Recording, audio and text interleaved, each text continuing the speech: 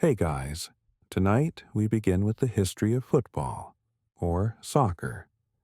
Let me know in the comments where you're tuning in from and what time it is for you. It's always fascinating to see who's joining us from around the world. Now, dim the lights. Maybe turn on a fan for that soft background hum. And let's ease into tonight's journey together. There is something sacred about the way a ball moves through grass. Something almost celestial in its arc across an afternoon sky, trailing shadows and dreams in equal measure. I want you to imagine, for a moment, that first touch. Not the modern touch, polished and precise, but the ancient one. The primal one. A foot meeting leather, or perhaps animal hide, somewhere in the mists of time when the world was younger, and the boundaries between play and ritual were gossamer thin. This is where our story begins, not with dates or facts, but with feeling, with the understanding that what we call football is older than kingdoms, deeper than language, more enduring than stone. It lives in the space between breath and heartbeat, in that eternal moment when foot meets ball and possibility explodes into being. Close your eyes and let me take you there. In the beginning, there was movement, pure elemental movement across landscapes that had no names, by people whose faces we will never know, but whose spirits echo in every stadium, every playground, every patch of earth where children still gather to kick something round toward something resembling a goal. The Chinese called it Kuju, and it lived in the Han Dynasty like a secret whispered between generations. Picture bamboo posts swaying in silk-scented air, players moving with the fluid grace of calligraphy, their feet painting stories on fields that existed before empires learned to dream. The ball was leather, stuffed with feathers and hair, each kick a small resurrection of something wild and necessary. This was 2,000 years ago, when the world moved at the pace of seasons and games were played not for crowds, but for the gods who watched from mountain peaks and river bends. But even then, it was not truly the beginning. In Greece, they played episkiros, a game that was part combat, part dance, part communion with forces that moved through marble and muscle alike. The Romans, ever practical, ever hungry, took it and made it harpastum. Rougher, more violent, more like war. They carried it across their empire like a virus of joy, planting seeds that would not flower for centuries. Listen, can you hear them? The ghostly voices of players whose names are lost to time, echoing across the archaeological silence. Their laughter mixing with dust, their shouts dissolving into the air that still carries their breath if you know how to listen. They played for the same reason children play today, because the body demands movement, because the soul requires expression, because there is something in the act of propelling an object toward a distant target that speaks to our deepest selves about journey and destination, about effort and grace. In medieval England, football was chaos given form. Entire villages would surge through streets like floods, men and boys united in pursuit of a pig's bladder inflated with air and hope. There were no rules, save perhaps the rule that there were no rules. The ball might travel miles, carried by currents of human intention across fields and through streams, over stone walls and under low-hanging branches. It was beautiful and brutal, primal and pure. The kind of game that could last from sunrise to sunset, leaving participants exhausted and exhilarated, marked by mud and grass stains like war paint. These were the games that authorities tried to ban again and again, sensing perhaps that there was something dangerous in such joyful abandon. King Edward III forbade it. So did Richard II. They understood, these rulers, that a people who could move together in such unified purpose, who could surge and flow like a single organism in pursuit of a simple goal, might be capable of other kinds of collective action. But you cannot legislate against the heart's desires. You cannot outlaw the foot's longing for the ball, the soul's hunger for play. And so it persisted, evolving in shadows and side streets, in village squares and monastery courtyards, carried forward by that mysterious force that drives all living things toward expression, toward connection, toward the sublime moment when individual effort becomes collective poetry. If you want to understand how something wild becomes something beautiful, you must visit the playing fields of England in the 19th century. Picture them, vast green expanses rolling away toward horizons hazed with industrial smoke, bordered by ancient stone buildings, where young men in wool uniforms learned to transform chaos into art. It was at Rugby School in 1823 that young William Webb Ellis, in a moment that history would remember as foundational, picked up the ball and ran with it. But that is rugby's story. Football's story, our story, began in the reaction to that moment. In the fierce debates that followed about what sport should be, what play should mean, how the human body should relate to the spherical object that had captivated humanity for millennia. The boys at Eton developed their own version.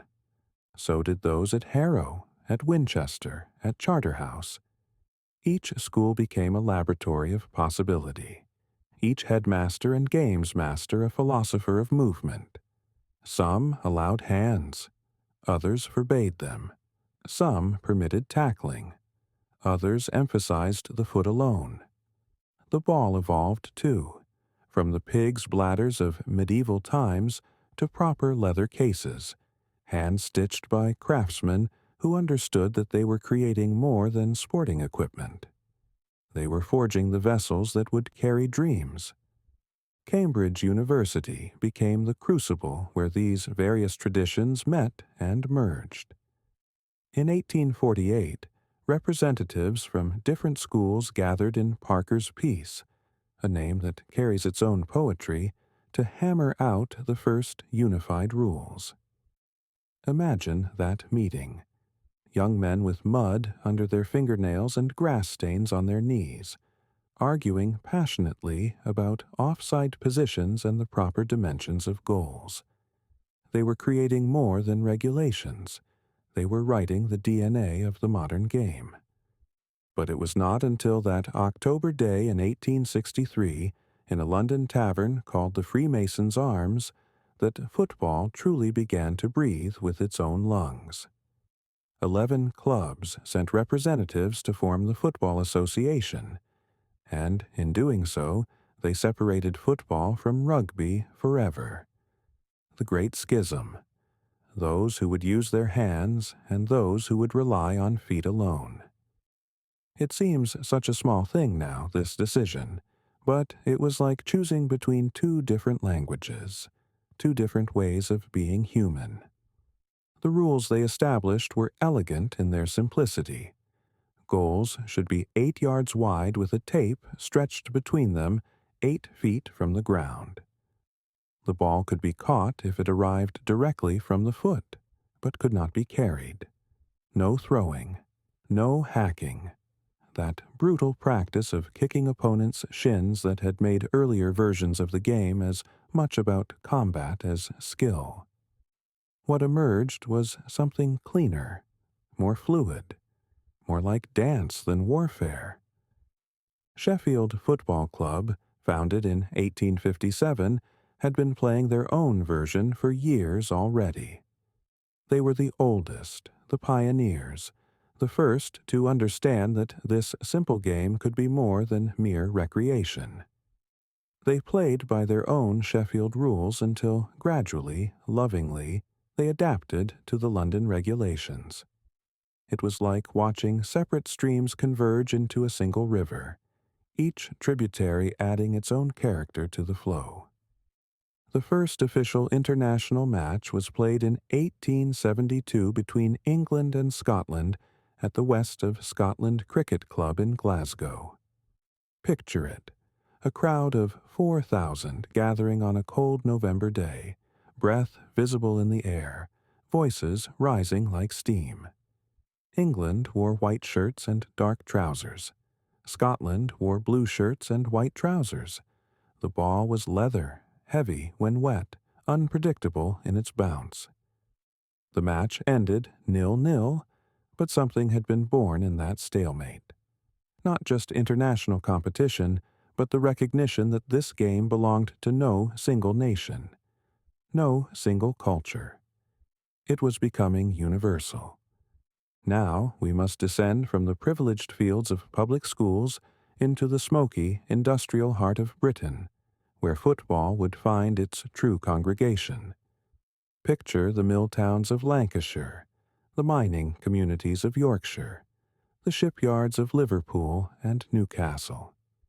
Here, in the narrow streets between terraced houses, in the shadow of factory chimneys that wrote their own scripture against clouded skies, football became a religion of the masses. Saturday afternoons were sacred. The week's toil, 12 hours a day in cotton mills, deep underground in coal seams, bent over molten metal in foundries, all of it was forgotten when the factory whistle blew and the exodus began. Men in cloth caps and worn boots, boys clutching makeshift scarves, streaming toward the grounds that had become their cathedrals. The turnstiles clicking like rosary beads, each click a prayer, each ticket stub a small communion wafer. The grounds themselves were rough affairs in those early days. Ash tracks for standing, wooden barriers to separate the crowd from the pitch, corrugated iron roofs that sang with rain. But they were beautiful in their simplicity, these spaces. They were democratic in a way that nothing else in Victorian society was. Here, the mill owner and the mill worker stood side by side, united in their devotion to 11 men in colored shirts, chasing a leather sphere around a rectangle of grass. Blackburn Rovers, founded in 1875, embodied this transformation.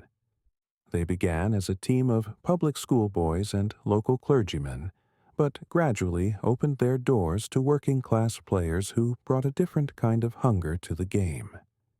These men played football not as a gentleman's recreation, but as an escape from lives of industrial monotony. They ran harder, tackled fiercer, celebrated with the raw joy of those who had little else to celebrate.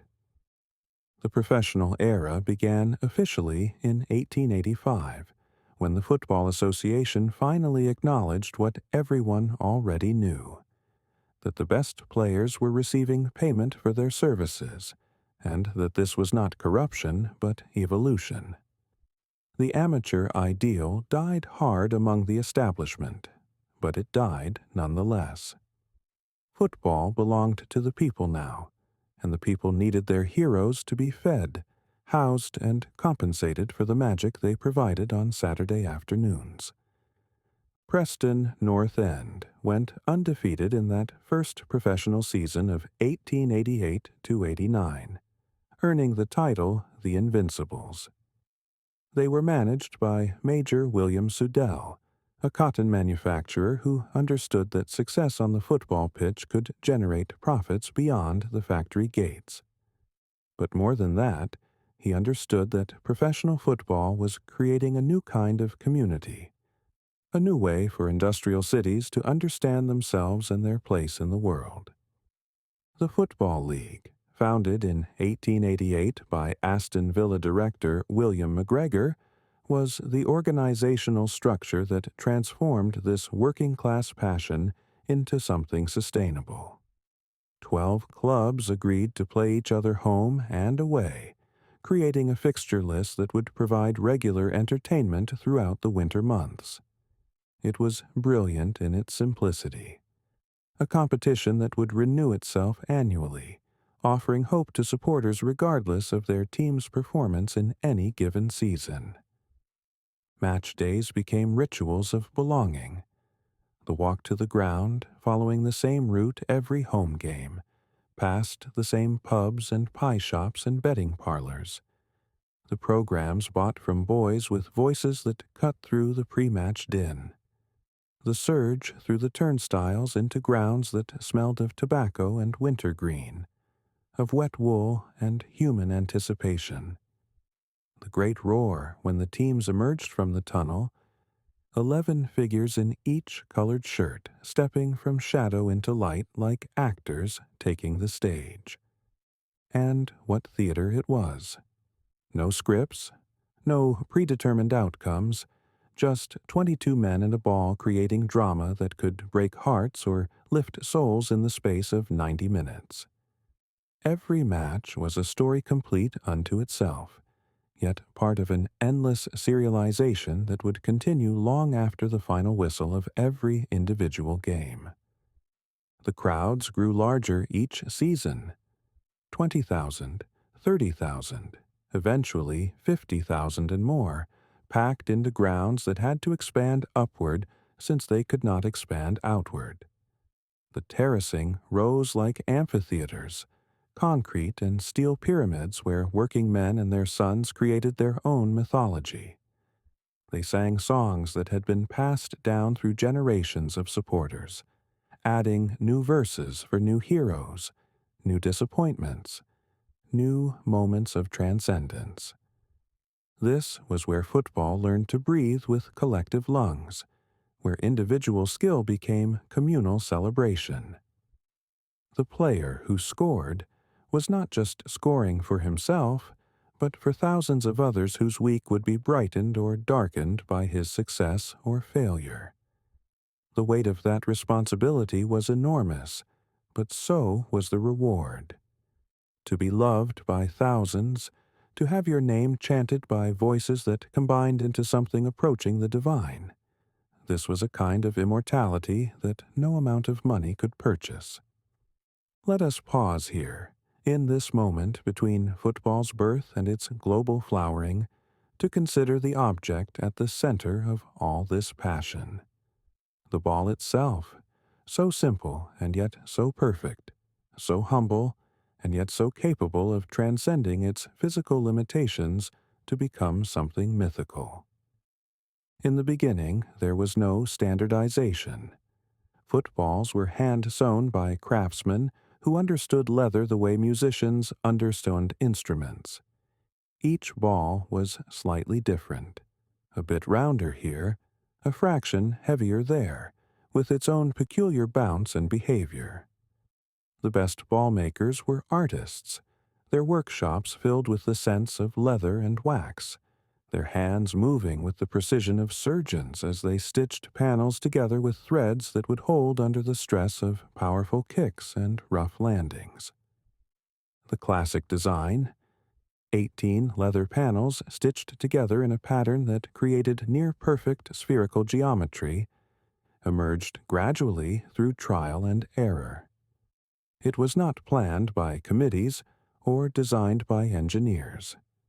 It evolved organically, the result of countless hours of experimentation by craftsmen who played the game themselves and understood intimately how a ball needed to behave to serve the sport's highest aspirations. Picture one of these early balls being inflated for the first time. The craftsman inserting the pig's bladder or rubber bladder through the small opening, then using a clay pipe, or later a proper pump to fill it with air. The gradual expansion from flat leather shell to three-dimensional perfection, the moment when it achieved the proper tension, firm enough to travel cleanly when kicked, soft enough to be headed without serious injury, responsive enough to reward skill while forgiving enough not to punish every imperfection in technique. When it rained, the ball became heavy and unpredictable. Players learned to adapt their techniques accordingly, developing different skills for different conditions. The wet weather game became its own art form. Lower, more deliberate passing, headers that required courage as much as timing, shots that demanded power over placement. The ball absorbed water like a sponge, doubling or tripling its weight during heavy downpours, until by the final whistle it was less like a sphere than a water-filled boulder. In winter, frost made the ball hard as stone. Players would arrive with their hands wrapped around hot water bottles, knowing that the first few kicks would send shock waves of pain through their feet and legs.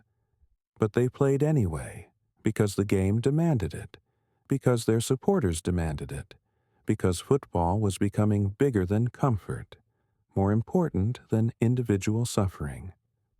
The ball became the repository of dreams in ways that its creators never imagined.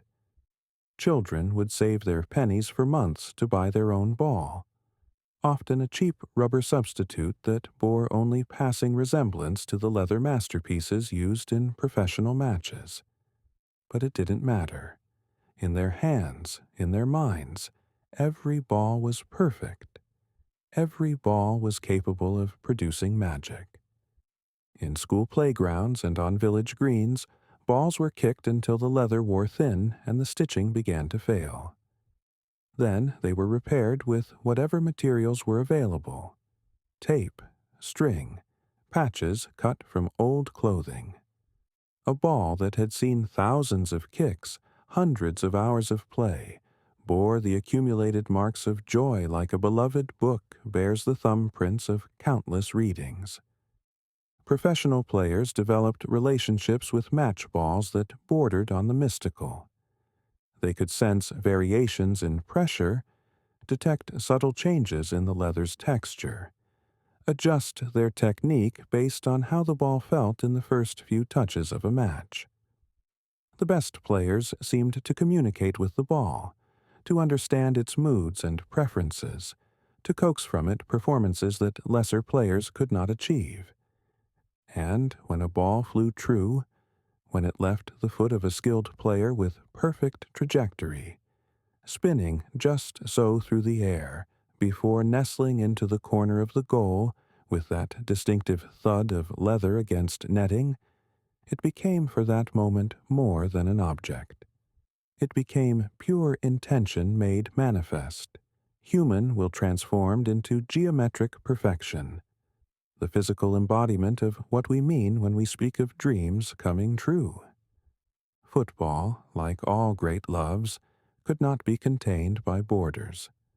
What began in the industrial towns of England spread with the quiet persistence of seeds on the wind, carried by sailors and soldiers, merchants and missionaries, students and immigrants, who understood that this simple game offered something the world had been waiting for without knowing it was waiting.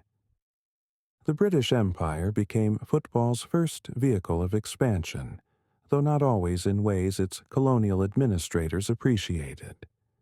In Argentina, British railway workers kicked balls on dirt pitches during their lunch breaks, and local workers watched with growing fascination. Soon they were playing themselves, adding their own flair to the passing patterns and defensive strategies they had observed. The game that emerged was recognizably football, but infused with something uniquely Argentine: a passion for individual skill, for the kind of dribbling and ball control that elevated technique to the level of fine art. In Brazil, British expatriates founded football clubs that initially excluded local players. But football, like music, cannot be segregated for long. Brazilian workers began forming their own teams, playing with balls made from rags or rubber, developing a style that was more fluid, more improvisational than its British origins. They played on beaches where the sand demanded perfect first touches and close control. They played in streets where space was limited and creativity essential. Out of these constraints came a form of football that was pure poetry, all rhythm and flow and unexpected beauty. the Italians embraced football with the passion they brought to all forms of artistic expression. In Turin and Milan, in Rome and Naples, clubs were founded not just as sporting organizations, but as cultural institutions representing entire cities and regions. The tactical sophistication that would become Italian football's hallmark began early, with coaches and players analyzing the game with the same intensity that Renaissance masters studied anatomy or perspective. In Germany, football arrived at a time when the nation was still finding its identity. The game provided a new form of unity that transcended regional differences and local dialects. German efficiency soon transformed football organization, creating leagues and training methods that emphasized preparation and precision. But beneath the systematic approach was the same passion that drove supporters everywhere: the need to belong to something larger than themselves. Spain received football like a gift perfectly suited to its national temperament. In regions where political expression was often dangerous, football became a safe form of cultural identity. Barcelona and Real Madrid developed not just as sports clubs but as symbols of competing visions of what Spain could be. Their matches became morality plays performed on grass stages, with stakes that extended far beyond trophies and titles. France, the nation that would later gift the World Cup, initially embraced football alongside rugby and cycling as part of a broader sporting renaissance. French football developed its own intellectual character, with coaches and journalists who wrote about the game as if it were literature or philosophy, analyzing not just tactics, but the deeper meaning of collective effort and individual expression within team frameworks. Each nation added its own accent to football's growing language. The Dutch would later contribute concepts of total football that revolutionized positional play. The Scandinavians brought methodical preparation and athletic conditioning. The Eastern Europeans added tactical sophistication and technical training methods that developed players from childhood with unprecedented precision. But perhaps most significantly, football spread to places where British influence was minimal or non-existent. In Uruguay, a tiny nation wedged between larger powers, football became a vehicle for international recognition and national pride. In Mexico, it merged with indigenous sporting traditions to create something uniquely Mexican. In Egypt, it provided a form of cultural expression that transcended the complex political realities of colonial and post-colonial life. Every migration carried football a little further from its origins while keeping its essential spirit intact.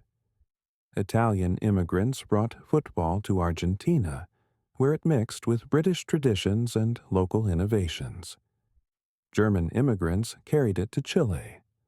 Portuguese immigrants took it to Brazil, where it found perhaps its most perfect expression.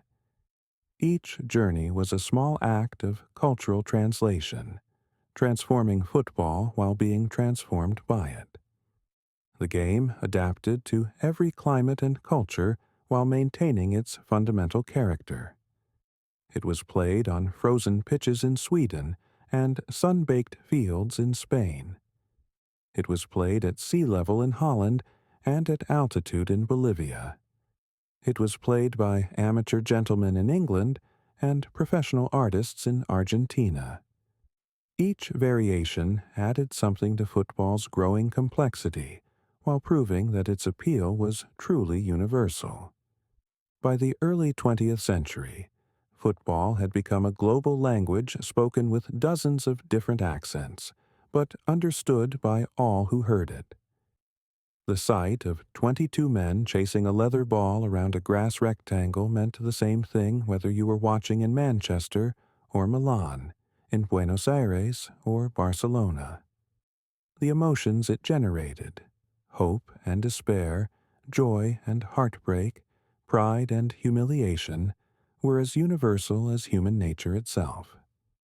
This was the moment when football stopped being merely British and became truly global, when it ceased to be simply a game and became a form of cultural expression as fundamental as music or art, when it evolved from recreational activity to something approaching religion, complete with its own rituals, myths, and communities of believers. In the early decades of the 20th century, as football settled into its global skin, something magical began to happen. The game started to develop its own aesthetic philosophy, its own understanding of what made certain moments transcendent and others merely functional. This was when football became not just sport, but art, when individual moments of skill began to be appreciated for their beauty as much as their effectiveness. Picture a muddy pitch in Buenos Aires in the 1920s, where a young man named Carlos Gardel, not the famous tango singer, but a footballer who shared his name, received the ball on his chest, let it drop to his feet, and then danced past three defenders with a series of touches so delicate, so perfectly weighted, that the crowd fell silent before exploding in appreciation. This was football as ballet, as music made visible, as proof that the human body could transform simple movement into something approaching the divine. The Brazilian style was emerging around the same time, born from necessity and shaped by joy. On the beaches of Rio, where the sand demanded perfect control and the heat required economy of movement, players developed techniques that seemed to defy physics. They learned to receive passes with any part of their body, chest, thigh, even shoulder, bringing the ball under control so smoothly that it appeared choreographed. They discovered that skill could be more effective than force, that intelligence could overcome physical advantages, that creativity was its own form of power. In England, where football had been born, the game was becoming more sophisticated while retaining its working-class character. The passing movements that developed in teams like Tottenham Hotspur and Arsenal showed that collective intelligence could produce beauty as stirring as individual brilliance. Watching 11 men move as one unit, creating geometric patterns on the grass through carefully orchestrated runs and passes, was like watching a live diagram of human cooperation. The Scottish style emphasized quick passing and movement. Players who could think and act faster than their opponents could react. In the narrow Scottish grounds, where space was limited and time even more precious, football became a game of split-second decisions and first-time touches. Scottish players developed an almost telepathic understanding of each other's movements, creating goal-scoring opportunities through sheer mental speed rather than physical power. Italian football was discovering the tactical dimension that would become its hallmark. Coaches like Vittorio Pozzo understood that football was as much about positioning and preparation as it was about skill and athleticism. They studied their opponents like chess masters, developing strategies that could neutralize superior individual talent through superior collective intelligence. This was football as mental warfare, where victories were won in the mind before they were achieved on the pitch. The German approach emphasized physical fitness and systematic preparation. German players trained harder and longer than their counterparts in other countries, but this dedication to preparation was matched by an equal emphasis on technical skill and tactical understanding. German football was becoming a synthesis of the physical and cerebral, power married to precision in ways that would prove devastatingly effective in international competition. Each national style was like a different dialect of the same language, recognizably football, but with its own vocabulary of movement, its own grammar of collective action. Players who moved between countries had to learn not just new teammates, but new ways of thinking about space and time, different philosophies of when to pass and when to dribble, alternative approaches to defending and attacking. But beneath these national variations, something universal was emerging. The recognition that football at its highest level was more than recreation or even competition. It was a form of expression that could communicate ideas and emotions that language could not capture. When a perfectly weighted through pass split a defense, when a goalkeeper made an impossible save, when a forward struck the ball with such perfect timing and technique that its trajectory was inevitable from the moment it left his foot. These were moments that transcended sport and entered the realm of art. The crowds were beginning to understand this too. The roars that greeted exceptional skill were different from those that celebrated goals or victories. They contained an element of recognition, of gratitude for having witnessed something beautiful. Spectators were learning to appreciate football not just as a competition between their team and their opponents, but as an opportunity to witness human beings pushing the boundaries of what was physically and mentally possible. This aesthetic appreciation was creating its own traditions and expectations. Players were beginning to be remembered not just for their contributions to victories, but for the beauty of their individual moments. A perfectly struck free kick, a defensive tackle that was as elegant as it was effective, a save that combined athletic ability with artistic sensibility. These were becoming part of football's growing mythology. The language used to describe football was evolving as well. Journalists were beginning to write about matches using vocabulary borrowed from art and music. They described passing movements as symphonies, individual skills as poetry, defensive plays as architectural achievements. This was recognition that football had become something worth discussing in the same terms we used for other forms of high culture. As football matured in the early decades of the 20th century, its stages became increasingly magnificent. The great stadiums that rose in this period were more than functional venues. They were cathedrals of the new religion, architectural expressions of collective faith in the beautiful game. Wembley Stadium, when it opened in 1923, represented the apotheosis of this trend. Built for the British Empire exhibition, it could hold more than 100,000 spectators under its twin towers, which became as iconic as any architectural landmark in London. The first FA Cup final held there drew such enormous crowds that the event became known as the White Horse Final, after the police horse that helped control the masses of people who had overwhelmed the stadium's capacity. But rather than chaos, what emerged was something close to religious experience. The collective intake of breath when Bolton Wanderers scored. The wave of sound that rolled around the bowl of the stadium like thunder made audible. Picture that scene. Nearly 200,000 people packed into a space designed for far fewer, but united in their devotion to the spectacle unfolding on the grass below. The pitch itself seemed small in comparison to the human amphitheater that surrounded it, but that only emphasized the drama.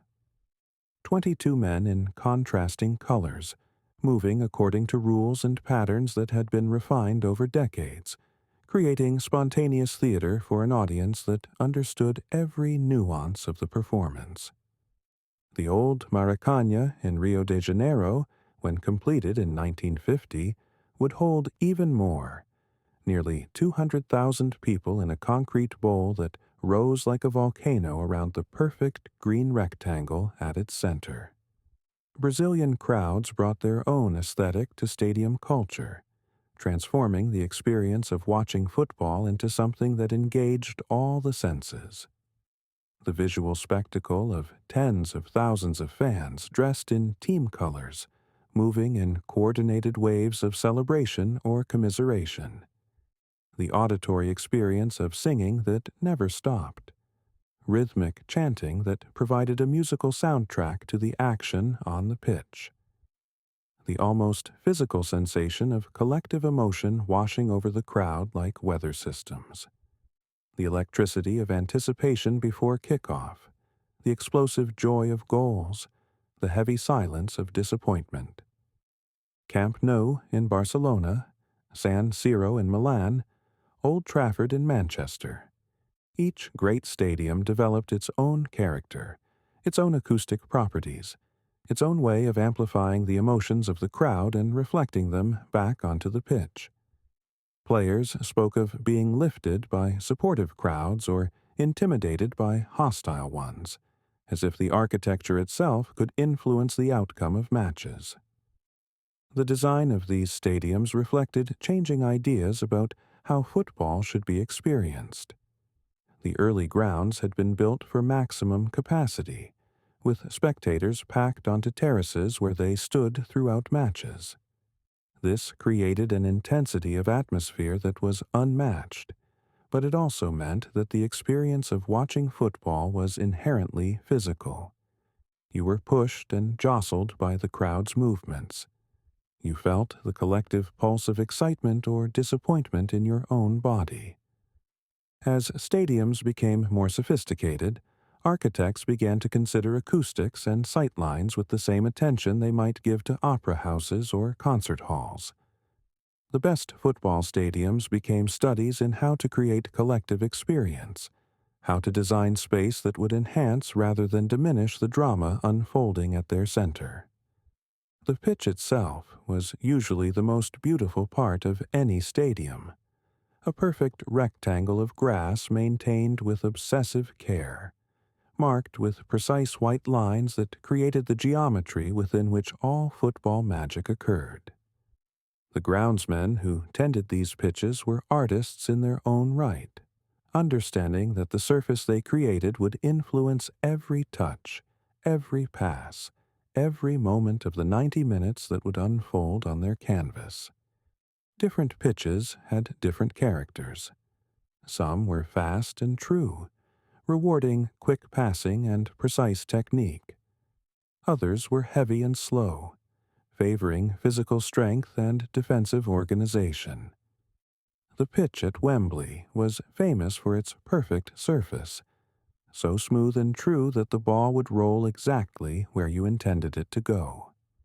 The pitches in Brazil were often softer, creating a different relationship between player and surface that encouraged close control and individual skill.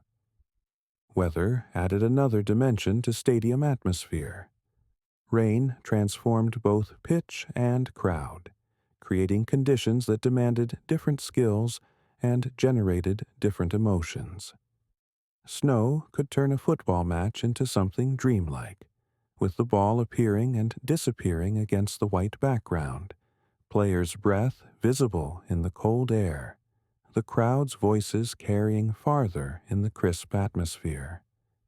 Night matches, when they became possible with the installation of floodlights, created their own magic. The pool of light that isolated the pitch from the surrounding darkness, the way the lights caught the texture of grass and the movement of players' bodies, the shadows that moved across the field like dancers interpreting the action. All of this combined to make evening football feel like theater of the highest order. The great stadiums became pilgrimage destinations for football lovers from around the world. To walk through the tunnel at Wembley, to stand on the pitch at the Maracanã, to experience the acoustic perfection of the San Siro during a crucial match. These were moments that transcended tourism and became something closer to spiritual experience. Each stadium held within its walls the accumulated memories of all the matches it had hosted, all the moments of triumph and heartbreak it had witnessed. The greatest stadiums seemed to have absorbed these emotions into their very structure, so that entering them carried a weight of history and expectation that could be felt in the air itself. The idea of bringing the world together through football was both inevitable and revolutionary. By the 1920s, football had spread far enough and developed enough to make global competition not just possible, but necessary. The world needed to know which nation played the beautiful game most beautifully, which style of football represented the highest form of the art. Jules Rimet, president of FIFA, understood that football had become too important to remain fragmented among national competitions. His vision of a World Cup was not merely administrative, but philosophical. A belief that sport could succeed where diplomacy had failed, that young men chasing a leather ball around a grass field could create connections between cultures that had been enemies or strangers. The first World Cup, held in Uruguay in 1930, was both modest and magnificent. Only 13 nations participated, and several European powers stayed away because of the cost and difficulty of traveling to South America. But for those who were there, players, officials, the relatively small crowds who filled Montevideo's stadiums, the tournament represented something unprecedented in human history. For the first time, the world's best footballers were gathering in one place to determine not just national superiority, but philosophical supremacy. Which approach to football, the physical directness of England, the tactical sophistication of Italy, the creative flair of South America, would prove most effective when tested against the world's finest competition? Uruguay, the host nation, provided the perfect answer. All approaches had merit, but passion and technical skill, combined with the advantage of playing at home in front of supporters who understood football as a form of cultural expression, could overcome any tactical system or physical preparation. The Uruguayans played with a joy and creativity that transformed every match into a celebration of what football could be when practiced by players who had learned the game not in institutional settings, but on street corners and vacant lots, where creativity was necessity and flair was survival. The tournament established patterns that would define World Cups for decades to come. The way national identity became concentrated in 11 men wearing their country's colors. The way individual skill could determine the fate of entire populations. The way football could generate emotions more intense than anything political or cultural events typically produced. But perhaps most significantly, the 1930 World Cup proved that football had become a universal language. Players from Uruguay and Romania, from Argentina and the United States, could communicate through the game even when they shared no common spoken language. The rhythm of passes, the timing of runs, the collective intelligence required to create goal-scoring opportunities. These were concepts that transcended linguistic and cultural boundaries. The 1934 World Cup in Italy introduced a different aesthetic to the global stage. Mussolini's government saw the tournament as an opportunity to showcase Italian efficiency and organization, and the football that emerged reflected these values. The Italian team played with tactical discipline and physical commitment that overwhelmed more individualistic opponents. This was football as collective effort, as proof that systematic preparation and national unity could produce results that individual brilliance alone could not achieve. The 1938 tournament in France, held in the shadow of approaching war, had an elegiac quality that participants and observers sensed even as events unfolded. This might be the last time for years that the world could gather peacefully to celebrate football, and the matches were played with an intensity that reflected this understanding. Brazil emerged as a new force, playing with a style that combined South American creativity with European tactical sophistication. Their football was both beautiful and effective, suggesting that the future of the game might belong to nations that could synthesize different approaches rather than rely on any single national style. The World Cup had proven that football was more than entertainment or recreation. It was a form of cultural diplomacy, a way for nations to express their values and aspirations through the medium of sport. The teams that succeeded were those that best embodied their national character while adapting to the universal requirements of effective football. More than that, the World Cup had demonstrated that football possessed a unique power to create temporary communities of interest that transcended normal political and cultural divisions. For a few weeks, every 4 years, the world's attention would focus on football pitches, where young men would represent not just themselves, but entire nations, entire ways of understanding what it meant to play the beautiful game. The mythology that grew around these early World Cups, the stories of unknown players becoming international heroes overnight, of tactical innovations that changed football forever, of matches that seemed to capture entire historical moments, established the tournament as something more significant than sporting competition. It became a recurring global festival, a celebration of human skill and creativity that happened to use football as its medium but was really about something larger: the possibility of excellence, the beauty of collective effort, the joy of witnessing human beings push themselves to the limits of what was physically and mentally possible. As football evolved through its early international phases, something remarkable happened to the way the game was understood and played. What had begun as a relatively simple pursuit, getting the ball into the opponent's goal while preventing them from scoring in yours, had developed into something approaching chess played at running pace, with positional subtleties and strategic complexities that could occupy tactical minds for hours of analysis. The traditional formations that emerged in the early 20th century were like different schools of poetry, each with its own rhythm and philosophy. The 2-3-5 formation that dominated early football was pure romanticism. 5 forwards stretching across the width of the pitch like fingers reaching toward goal, supported by 3 halfbacks who were expected to be everywhere at once, creating and destroying with equal facility.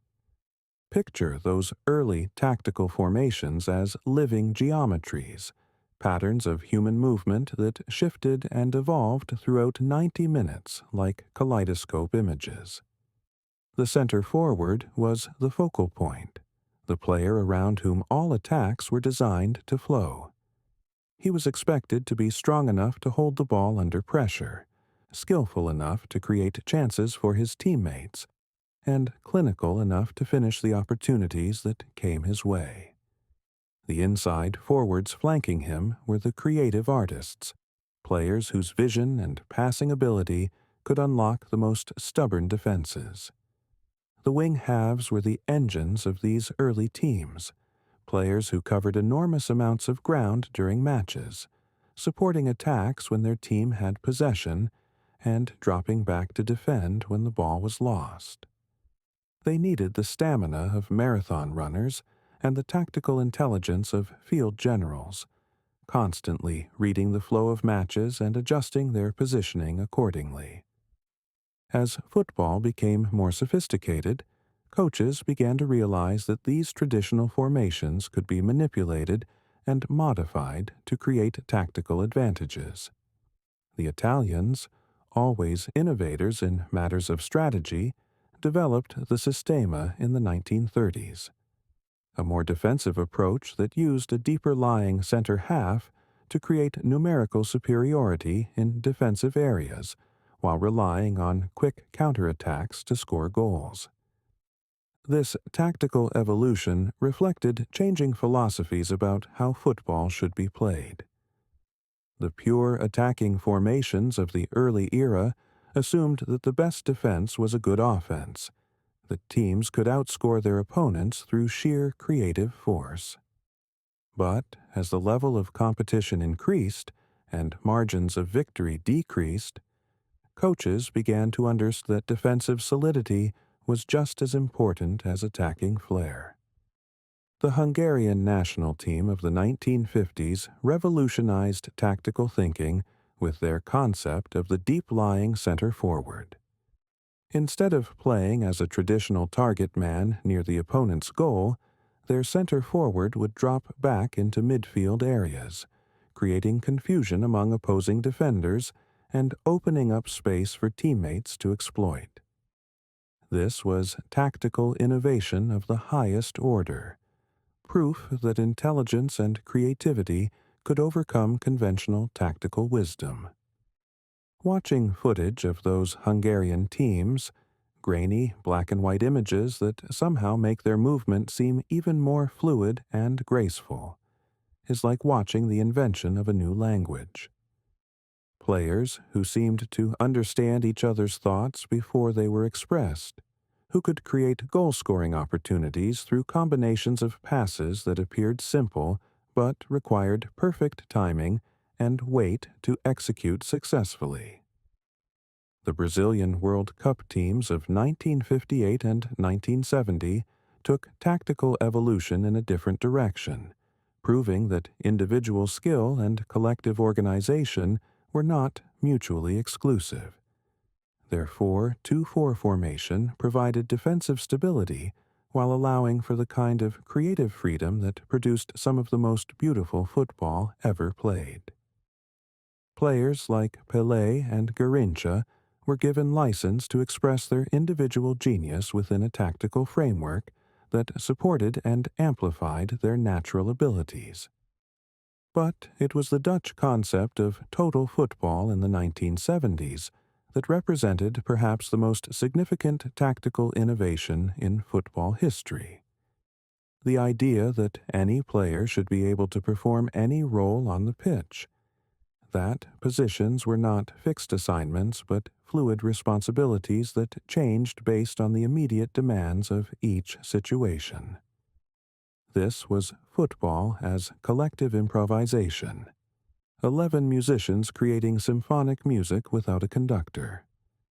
Ajax Amsterdam and the Dutch national team under Rinus Michels played football that seemed to exist outside normal tactical categories. Their players would seamlessly switch positions during attacks, creating numerical advantages in different areas of the pitch through constant movement and positional interchange. A defender might begin an attacking move and finish it as a winger. A midfielder might drop back to help defend a corner kick and then sprint forward to join a counterattack. This tactical philosophy required players who were not just skilled in their primary positions, but genuinely complete footballers, capable of performing any role the team might require. It was enormously demanding, physically and mentally, but the results were breathtaking. Watching those Dutch teams was like watching football played by beings from a more advanced civilization, creatures who had solved tactical problems that other teams didn't even know existed. The tactical innovations that emerged during this period were not just technical developments, but philosophical statements about how football should be played, what the game could become if its possibilities were fully explored. Each new formation or strategic approach was an argument made through action, a demonstration that the beautiful game was still evolving, still capable of surprise and innovation. In the pantheon of football immortals, certain figures transcend their roles as mere players or coaches to become something more mystical. Alchemists who transformed the raw materials of talent, tactics, and determination into pure footballing gold. These were the individuals who didn't just play or coach the beautiful game, but redefined what was possible within its geometric boundaries. Pelé remains the most complete expression of footballing genius ever witnessed. A player whose very presence on a pitch seemed to alter the fundamental laws of physics and probability.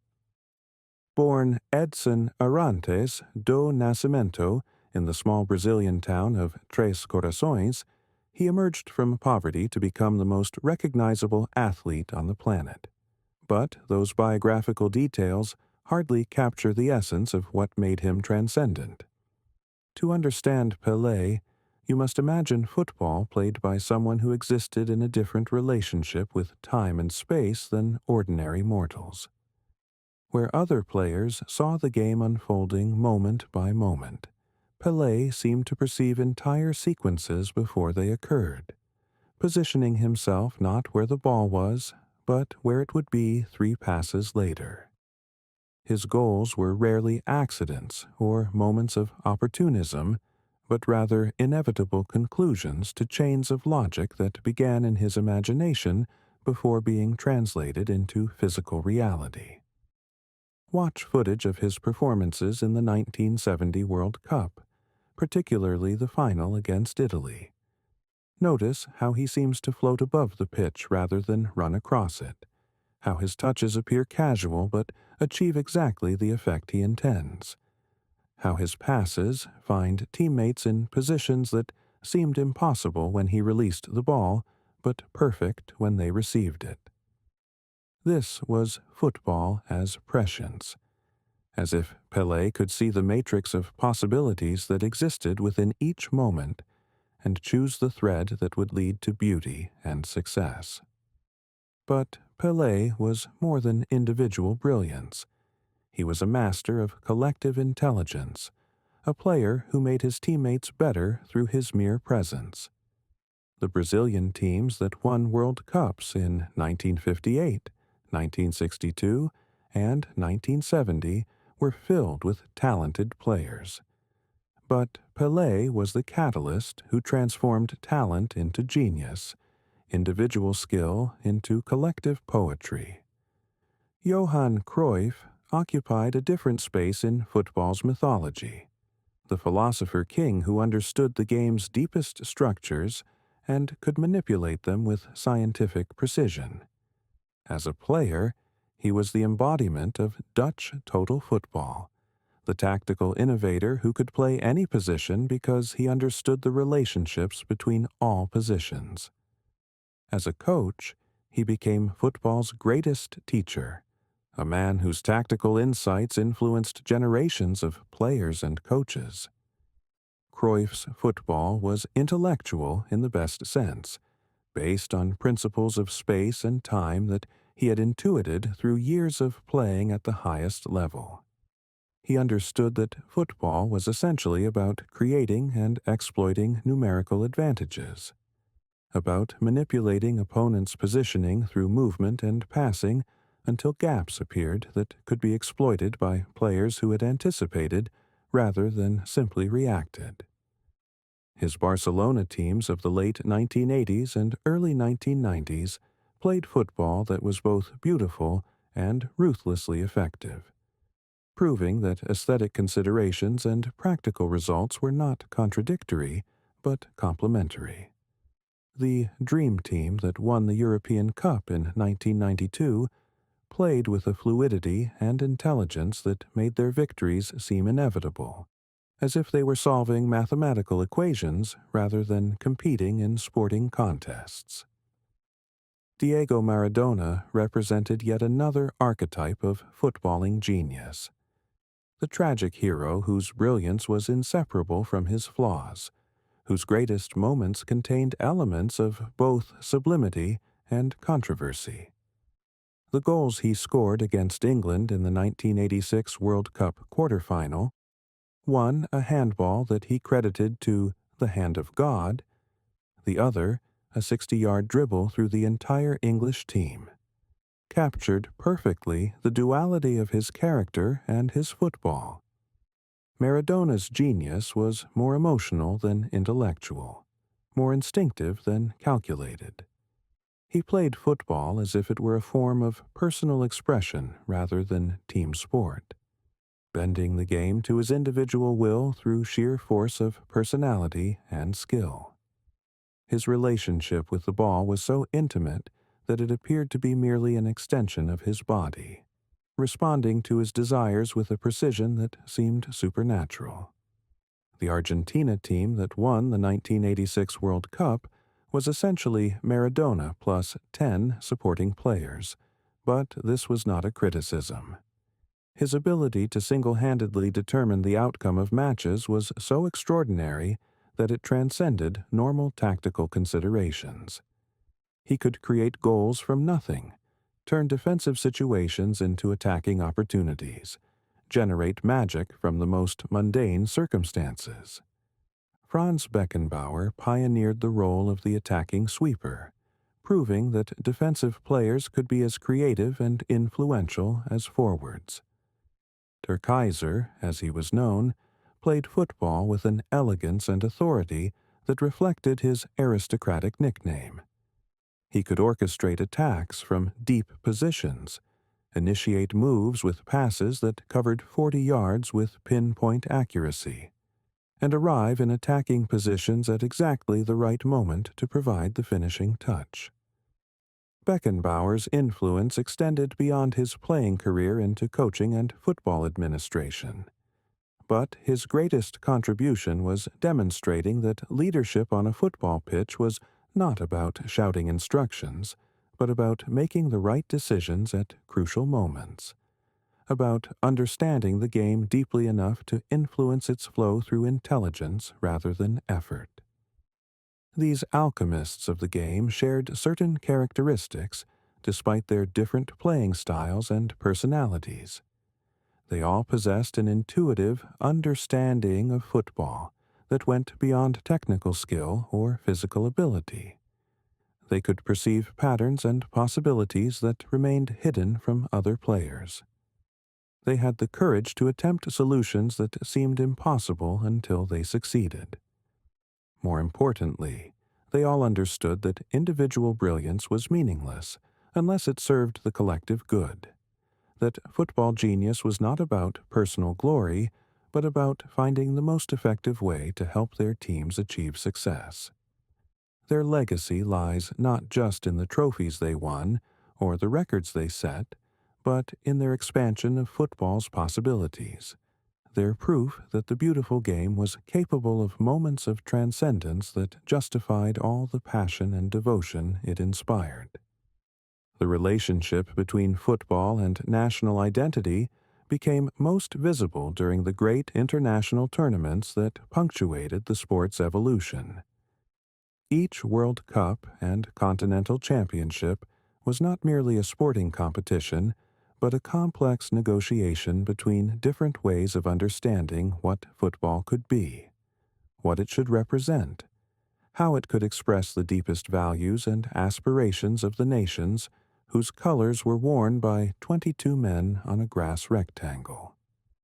The 1954 World Cup in Switzerland became known as the Miracle of Bern, for the way West Germany, still recovering from the devastation of World War II, defeated the mighty Hungarian team that had been considered invincible. But the miracle was not just sporting, it was psychological and cultural. The German victory represented a form of rehabilitation, a way for a nation to reclaim its place in the international community through football excellence rather than military conquest. Picture that final match, a rain-soaked pitch in Bern, the Hungarian team leading 2-0 after 8 minutes, and playing with the fluid, innovative style that had revolutionized international football. The Germans, written off by experts and seemingly outclassed by their opponents' superior technique, somehow found the resilience and determination to fight back and win 3-2. The radio commentary of that match became part of German cultural mythology, Herbert Zimmermann's voice rising with excitement as he described the goals that would reshape his nation's self-image. But perhaps more significant was what the tournament revealed about football's power to embody national character. The Hungarians played with artistic flair and tactical innovation that reflected their culture's emphasis on intellectual sophistication. The Germans won through discipline, preparation, and an refusal to accept defeat that embodied their emerging post-war identity. Both approaches were authentically football, but they expressed different philosophies about how collective effort should be organized and directed. The 1958 World Cup in Sweden marked Brazil's emergence as football's supreme nation, but it also demonstrated how the beautiful game could serve as a vehicle for cultural export. The Brazilian style that captured world attention during that tournament was not just effective, but intoxicating. Football played with a joy and creativity that seemed to embody everything positive about human nature. Players like Pelé, Garrincha, and Didi didn't just win matches. They won hearts and minds, spreading Brazilian culture around the world through the medium of football excellence. The way Brazil celebrated their victory, with samba dancing on the pitch, with crowds that sang and swayed rather than simply cheered, introduced new possibilities for how football could be experienced emotionally. This was not the stoic satisfaction of duty completed, but the explosive joy of artistic expression, proof that winning could be beautiful as well as satisfying. England's victory in the 1966 World Cup on home soil represented a different kind of national statement. The team that won at Wembley embodied traditional English values: hard work, determination, collective effort over individual brilliance. Their football was not as beautiful as Brazil's or as sophisticated as Hungary's, but it was effective and honest, reflecting a nation's understanding of itself as pragmatic rather than poetic, reliable rather than inspirational. The controversial goal that helped secure England's victory, Geoff Hurst's shot that may or may not have crossed the goal line, became part of football folklore. But it also demonstrated how international tournaments could create myths that transcended their sporting significance. Generations of English fans would remember where they were when that goal was scored, would pass down stories of that moment as if it were family history. The 1970 World Cup in Mexico showcased perhaps the greatest international team ever assembled. The Brazilian squad that included Pelé, Jairzinho, Carlos Alberto, and a supporting cast that could have formed the core of any other nation's team. But their dominance was not just about individual talent. It was about the synthesis of South American creativity with European tactical discipline, creating a style of play that was both beautiful and devastatingly effective. That Brazilian team played football that seemed to exist outside normal competitive frameworks. They were so superior to their opponents that their matches became exhibitions rather than contests, opportunities to witness football played at a level that might never be equaled. The goal scored by Carlos Alberto in the final against Italy, a move that began with the goalkeeper and involved almost every outfield player, remains the perfect expression of collective football intelligence. 22 touches that created a geometric pattern of pure beauty, culminating in a shot that was as inevitable as it was spectacular. But international football was not just about showcasing excellence. It was also about creating narratives of national struggle and achievement that resonated far beyond the sporting world. The Netherlands' failure to win major tournaments despite playing some of the most attractive football ever witnessed became a form of beautiful tragedy. Proof that artistic merit and competitive success did not always coincide. The Dutch teams of the 1970s represented everything that was innovative and inspiring about football. But their inability to convert superiority into trophies created a mythology of noble failure that was as compelling as any victory. Their total football was too perfect for the imperfect world of knockout competition, too sophisticated for contests that were ultimately decided by single moments of brilliance or error. Each major tournament added layers to football's growing mythology, creating stories that would be retold for generations, and establishing precedents for how international football could serve as a stage for national expression. The tournaments became recurring festivals of identity, opportunities for nations to present their best selves to the world through the medium of 11 men chasing a leather ball across perfectly manicured grass. The great stadiums that rose during football's golden age were more than venues. They were architectural prayers, concrete and steel expressions of faith in the beautiful game's power to transform ordinary moments into something approaching the sacred. Each stadium represented a different vision of how collective experience could be enhanced and amplified through thoughtful design.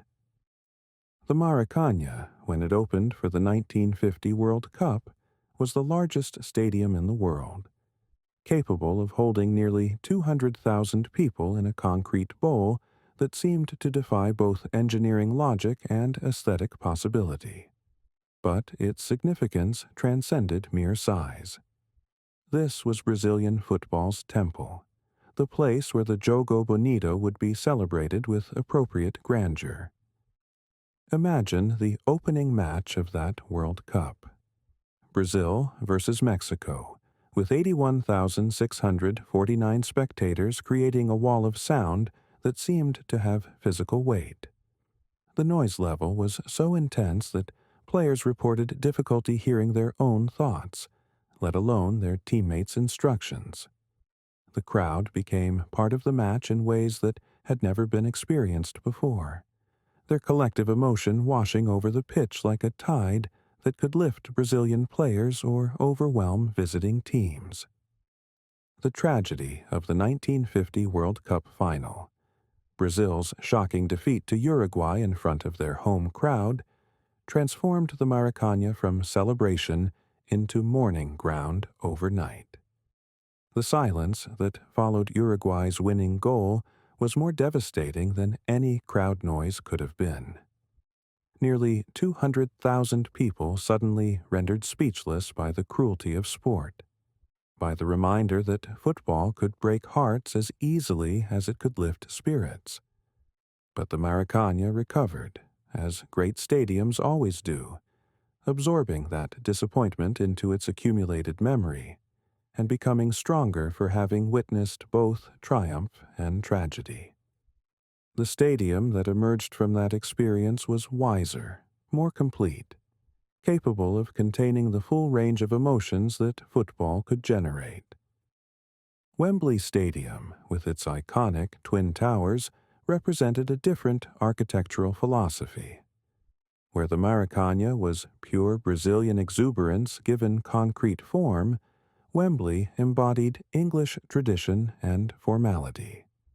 The stadium's design emphasized dignity over spectacle, creating an atmosphere that was more ceremonial than carnival. The Twin Towers became symbols not just of the stadium, but of English football itself, appearing in countless photographs and television broadcasts until they achieved iconic status equivalent to Big Ben or Tower Bridge. To play at Wembley was to step into football history, to join a procession of great players and great matches that stretched back to the stadium's opening in 1923. The FA Cup finals at Wembley became annual rituals of national significance, transforming an afternoon football match into something approaching state ceremony. The pre-match pageantry, the community singing of "Abide with Me," the presentation of the trophy by members of the royal family. All of this elevated Cup Final Day above ordinary sporting competition into the realm of cultural celebration. San Siro in Milan represented yet another approach to stadium design, emphasizing intimacy and intensity over sheer size. The stadium's steep sides created acoustic properties that amplified crowd noise until it became almost unbearable for visiting players, while the proximity of spectators to the pitch made every match feel like a gladiatorial contest. The rivalry between AC Milan and Internazionale, both of whom called San Siro home, added layers of complexity to the stadium's identity. On derby days, the ground would be divided not just between supporters of different teams, but between different philosophies of football, different visions of what the beautiful game should represent. The atmosphere during these matches was so intense that it seemed to alter the fundamental properties of space and time within the stadium's walls. Camp Nou in Barcelona became the architectural expression of Catalonian identity, a stadium so vast that it could contain not just supporters, but an entire cultural movement. With a capacity exceeding 100,000, it was designed to be more than a football venue. It was a statement of regional pride, a demonstration that Catalonia could build something magnificent without requiring permission from Madrid. The stadium's design emphasized horizontal rather than vertical lines, creating a sense of openness that reflected Catalonian values of democracy and inclusion. During Franco's dictatorship, when Catalonian language and culture were suppressed, Camp Nou became one of the few places where regional identity could be expressed safely. The crowd's collective singing of the Catalonian anthem before matches was an act of cultural resistance as much as sporting support. Old Trafford in Manchester grew organically over decades, each expansion and renovation adding layers to its architectural story. The stadium that emerged was less aesthetically unified than some of its contemporaries, but more emotionally complex, reflecting the history of both the club and the industrial city that surrounded it. The Munich air disaster of 1958, which killed 8 Manchester United players, transformed Old Trafford into something approaching a shrine. The stadium became a repository for collective grief and subsequent renewal, its atmosphere charged with memories of tragedy overcome through resilience and determination. The crowd's singing of Munich songs became a regular ritual, connecting past and present in ways that purely architectural elements could never achieve. Each great stadium developed its own acoustic signature, its own way of amplifying and focusing crowd noise. The best venues seemed to breathe with their occupants, expanding and contracting emotionally based on the drama unfolding on the pitch. They were instruments played by crowds who understood intuitively how to create the sounds that would inspire their teams and intimidate opponents. The grounds became pilgrimage sites for football lovers, places where the sport's history could be experienced rather than simply studied. To walk through the tunnel at any great stadium was to follow in the footsteps of legends, to occupy the same space where some of football's most memorable moments had unfolded. But perhaps most significantly, these stadiums proved that architecture could enhance rather than diminish sporting experience. The best venues were designed with understanding that football was theater as much as competition, that the stage mattered as much as the performance, that collective experience could be shaped and improved through thoughtful attention to how space was organized and presented. In the intricate geometry of football, no action carries more weight or reveals more about a team's collective intelligence than the simple act of passing the ball. What appears to casual observers as the most basic element of the game, one player rolling, chipping, or driving the ball to a teammate, contains within it all of football's tactical complexity and aesthetic possibility. A pass is never merely functional. It is a statement of intent, an expression of trust, a small act of creation that can transform the entire dynamic of a match in the fraction of a second it takes for the ball to travel from foot to foot. The weight of the pass, how hard or soft it is struck, communicates not just to its intended recipient, but to every player on the pitch, instantly altering 21 other men's understanding of what is about to unfold. Consider the through ball, that most beautiful of all passing techniques. The passer must possess not just technical skill, but prescient intelligence, the ability to perceive space that doesn't yet exist but will exist by the time the ball arrives in that location. The timing must be perfect. Too early, and the receiver will be caught offside. Too late, and the defensive moment will have passed. The weight must be exact. Too hard, and the ball will run away from the receiver. Too soft, and defenders will intercept it. But beyond these technical requirements lies something more mysterious: the intuitive connection between two players who have learned to think as one. The greatest passing partnerships in football history, Xavi and Iniesta at Barcelona, Scholes and Keane at Manchester United, Pelé and Tostão for Brazil, demonstrated a form of telepathic communication that transcended normal human interaction.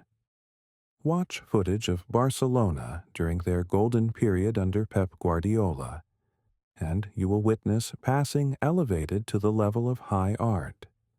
Their possession-based philosophy, known as tiki-taka, transformed the ball into a metronome that set the rhythm of entire matches.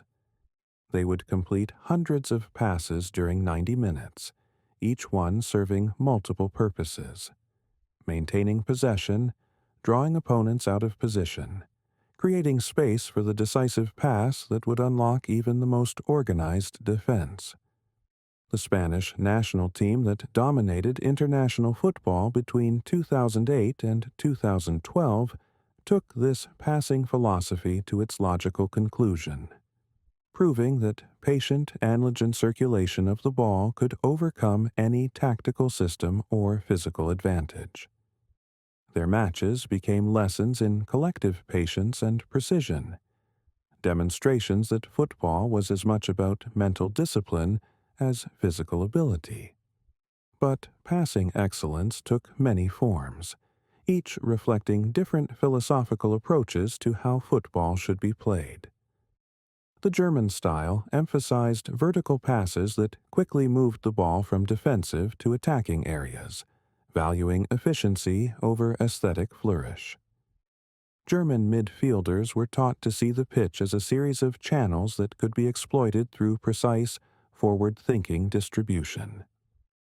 Brazilian passing, by contrast, was more rhythmic and improvisational, reflecting the musical influences that shaped the culture from which it emerged. Brazilian players seemed to pass to the beat of an internal samba, creating patterns that were beautiful even when they didn't lead directly to scoring opportunities. Their passing was conversational, a form of communication that maintained the flow of play while constantly probing for weaknesses in opposing defenses. English passing traditionally emphasized directness and purpose, reflecting cultural values that prized honesty over sophistication. English midfielders were taught to move the ball quickly and decisively, creating chances through determination rather than elaboration. When English passing was at its best, it possessed a clarity and logic that could be devastating in its simplicity. The greatest passers in football history were those who could adapt their technique to serve the tactical needs of different moments within matches. They understood that sometimes the situation demanded a 30-yard cross-field pass that would switch the point of attack, while other moments called for a simple 5-yard pass that would maintain possession and keep the team in control of the match's rhythm. Paul Scholes embodied this tactical intelligence, capable of spraying long passes with either foot while also possessing the vision to spot the short pass that would unlock crowded penalty areas. His range of passing was so complete that opponents could never predict what he would attempt next, making it impossible to defend against him through positioning alone. Andrea Pirlo represented another archetype of passing excellence, the deep-lying playmaker who could orchestrate entire matches from central positions.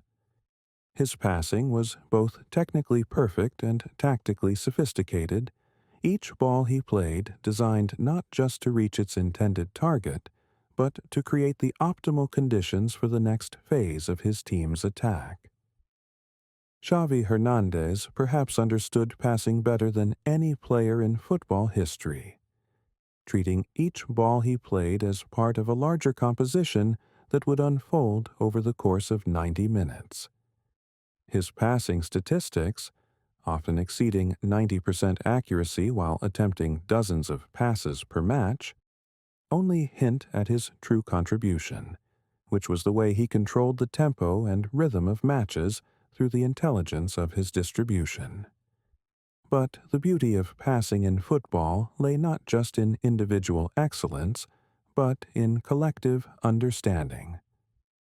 The greatest teams were those in which every player understood his role in the passing network, where fullbacks could step into midfield to create numerical advantages, and center-backs could initiate attacks with passes that bypassed entire lines of opposing players.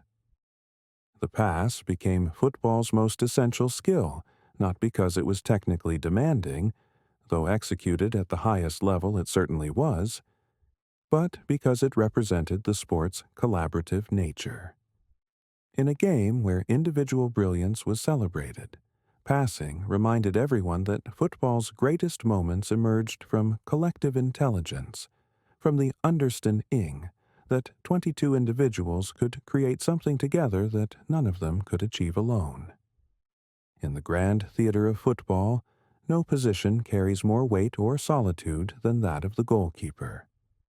While 10 outfield players can share responsibility for their team's success or failure, the goalkeeper stands alone between wooden posts and under a crossbar, the last line of defense against opponents' dreams and his own team's nightmares. The art of goalkeeping is unlike any other sporting skill, demanding a unique combination of physical courage, mental resilience, and technical precision. A goalkeeper must be prepared to throw his body into the path of powerful shots from close range, to dive at the feet of onrushing forwards, to command his penalty area with an authority that brooks no contradiction from teammates or opponents alike. But beyond the purely physical demands lies a psychological challenge that is perhaps unique in all of sport. A goalkeeper's mistakes are immediately visible and often decisive. A fumbled catch leads directly to a goal. A misjudged cross allows opponents an easy scoring opportunity. A moment's hesitation creates doubt that can infect an entire team's defensive confidence. Lev Yashin, the Soviet Union's legendary Black Spider, understood this psychological dimension better than any goalkeeper before or since.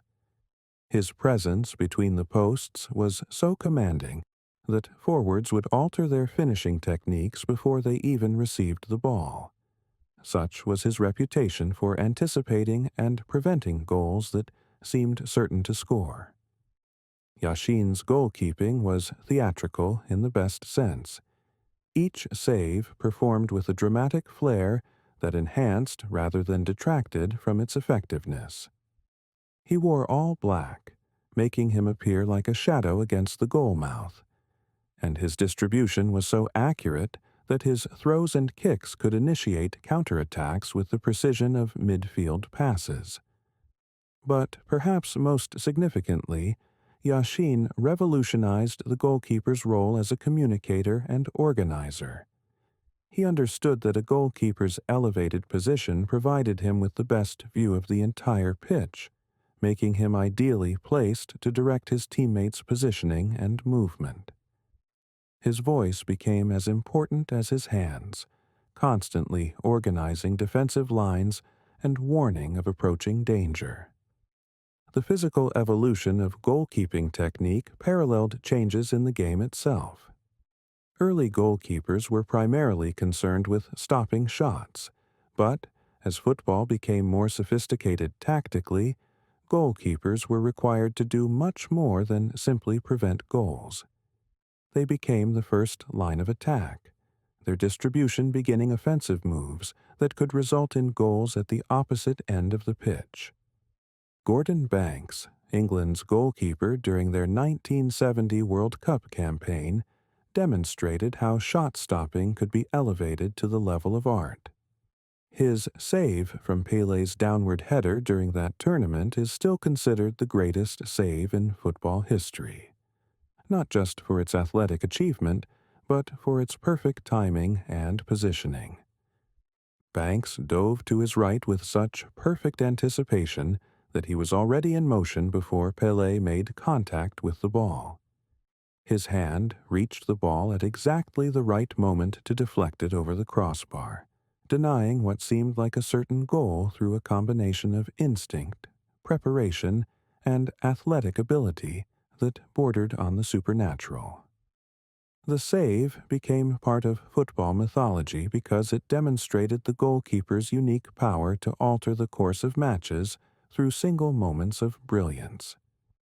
While outfield players might contribute to goals through passes or movement that were important but not individually decisive, goalkeepers could determine outcomes through solitary acts of defiance against apparently inevitable defeats. Dino Zoff, Italy's goalkeeper during their successful 1982 World Cup campaign, represented a different archetype of goalkeeping excellence. Where Yashin was theatrical and Banks was athletic, Zoff was steady and reliable. A goalkeeper whose consistency over more than a decade at the highest level proved that mental strength could be as important as physical ability. Zoff's goalkeeping was based on positioning rather than spectacular saves, on reading the game so well that he was always in the right place to deal with whatever situations arose. His distribution was simple but effective, his communication clear and constant, his presence in goal so reassuring that his teammates could commit to attacking moves knowing that their goal was secure. The psychological pressure of goalkeeping was perhaps most visible during penalty shootouts, those cruel deciding mechanisms that reduced all of football's complexity to a series of one-on-one confrontations between kicker and keeper. Here, the goalkeeper's mental game became as important as his physical ability to reach shots struck toward the corners of his goal. Some goalkeepers thrived under this pressure, using psychological warfare and game playing to unnerve penalty takers. Others relied on careful study of opponents' techniques and tendencies, preparing for shootouts like chess masters studying their opponents' favorite openings. The best penalty-saving goalkeepers combined both approaches, mixing psychological intimidation with technical preparation to create doubt in kickers' minds. Modern goalkeeping evolved to emphasize distribution and involvement in team play to a degree that would have been unimaginable to earlier generations. Goalkeepers were expected to be comfortable with the ball at their feet, capable of playing passes under pressure, willing to leave their penalty areas to participate in build-up play when tactical situations demanded it. But regardless of how the technical demands of the position evolved, the essential challenge of goalkeeping remained constant. The need to maintain concentration and confidence despite the solitary nature of the role, the requirement to perform under pressure that was both immediate and extreme, the responsibility to serve as the last guardian of their team's hopes and dreams. The greatest goalkeepers were those who embraced this pressure, rather than merely enduring it, who understood that their position's unique demands also provided unique opportunities for heroism. In a sport where glory was usually shared among many players, goalkeepers had the chance to be individually decisive, to single-handedly preserve victories or prevent defeats through moments of brilliance that would be remembered long after the final whistle. Football exists in time differently than other sports, its rhythm determined not just by the 90 minutes of individual matches, but by the longer cycles of seasons, tournaments, and careers that give meaning to each game within larger patterns of hope, struggle, and resolution. The domestic season begins in late summer, with the kind of optimism that can only exist before reality has intruded on dreams. Every team starts with the theoretical possibility of achieving everything. Every supporter can believe that this might be the year when everything falls into place. The early matches are played in warm sunshine on pitches that are still perfect from the summer break, with players whose fitness is at its peak and whose enthusiasm has not yet been tempered by the grinding demands of a long campaign. August football has its own character, fast and open, with goals scored through individual brilliance rather than tactical sophistication.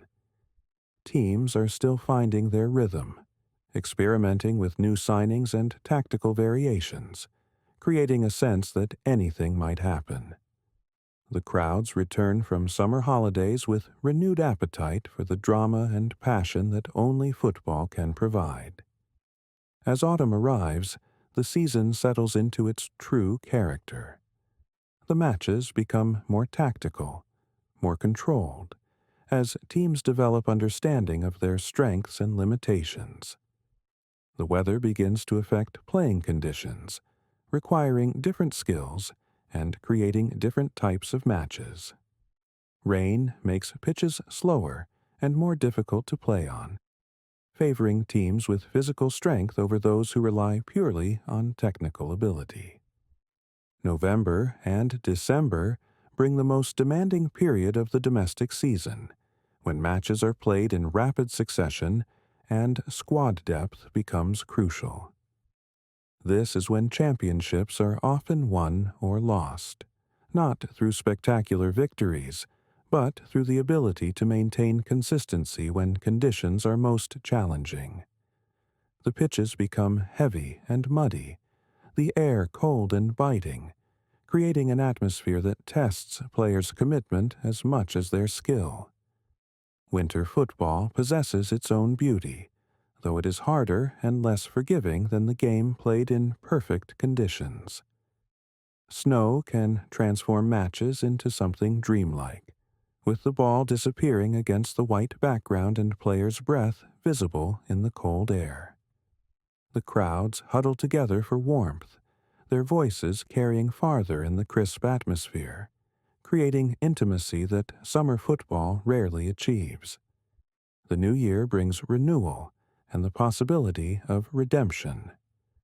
Teams that have struggled in the first half of the season can begin to believe that improvement is possible, while those who have exceeded expectations must guard against complacency. The January transfer window allows clubs to address weaknesses that have become apparent during the first months of the campaign, injecting new energy and optimism into squads that might have become stale. Spring football is often the most beautiful, played on pitches that are recovering from winter's damage, but not yet perfected by summer's preparation. The longer days and warmer weather allow for more expansive, technical football, creating conditions that favor skill over strength.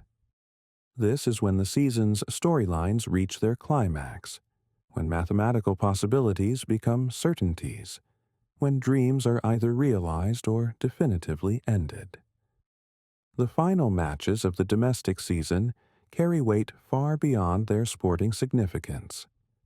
For teams fighting relegation, each game becomes a desperate battle for survival. For those competing for championships, every point matters intensely. For clubs seeking European qualification, the difference between 5th and 6th place can mean millions in revenue and years of planning. But running parallel to these domestic rhythms are the international competitions that punctuate football's calendar with different types of meaning. The World Cup, held every 4 years, represents football's highest achievement and greatest gathering. The tournament compresses all of football's emotional intensity into a single month, creating storylines that will be remembered for generations. The build-up to a World Cup begins years in advance, with qualifying campaigns that can be as dramatic as the tournament itself. Nations that fail to qualify experience a form of collective mourning, while those who secure their places begin the delicate process of preparing for the moment when their football will be judged against the world's finest. The rhythm of World Cup years is different from ordinary seasons. Domestic leagues become laboratories where national team coaches study their players under competitive pressure, analyzing not just individual performance but how players might fit into international tactical systems.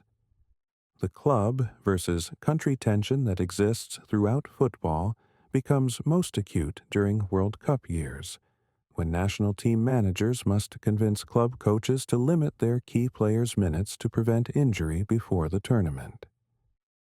The World Cup itself exists outside normal time, compressed into a month that feels both eternal and instantaneous. Matches that determine national fate are separated by only a few days, creating an intensity of experience that can break hearts or fulfill lifelong dreams with brutal efficiency. The tournament's knockout format means that single moments, a missed penalty, a goalkeeper's error, a referee's controversial decision, can end campaigns that have been years in preparation. Continental championships provide different rhythms, occurring every 4 years, but offset from World Cups, to ensure that international football maintains constant presence in the sport's consciousness. The European Championship, Copa America, and African Cup of Nations each reflect the footballing culture of their regions while contributing to the global conversation about tactical evolution and player development. These tournaments create their own seasonal patterns, with qualification campaigns beginning shortly after previous tournaments conclude, ensuring that international football never truly goes into hibernation. The rhythm becomes cyclical rather than linear, with each tournament building toward the next in an endless cycle of preparation, competition, and renewal. Individual careers exist within these larger rhythms, creating personal narratives that intersect with but transcend team success. A player might experience the peak of his international career during a World Cup, only to find that his domestic form suffers in the aftermath.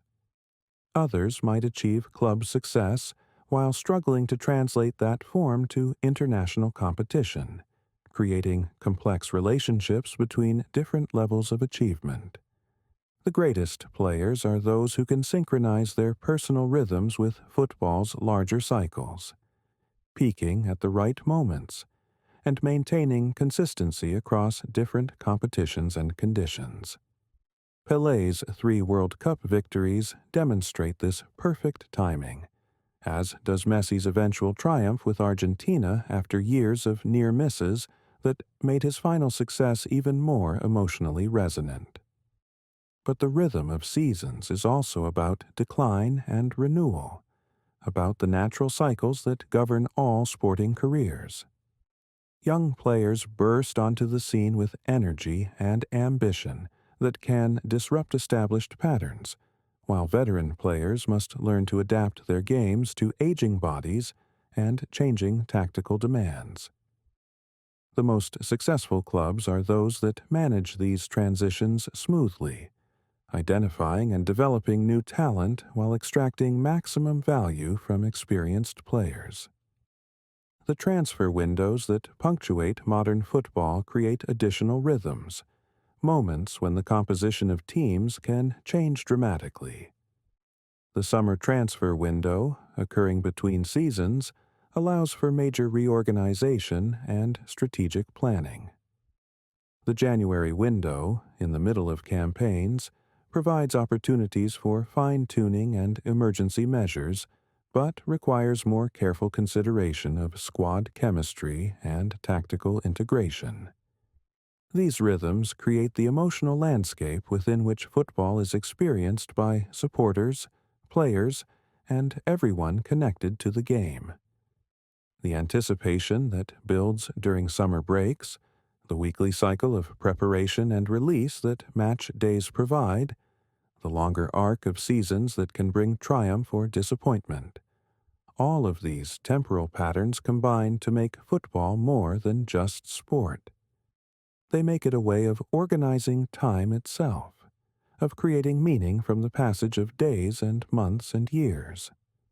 No aspect of football's evolution has been more dramatic or more emotionally significant than the transformation of spectatorship from individual recreation to collective expression.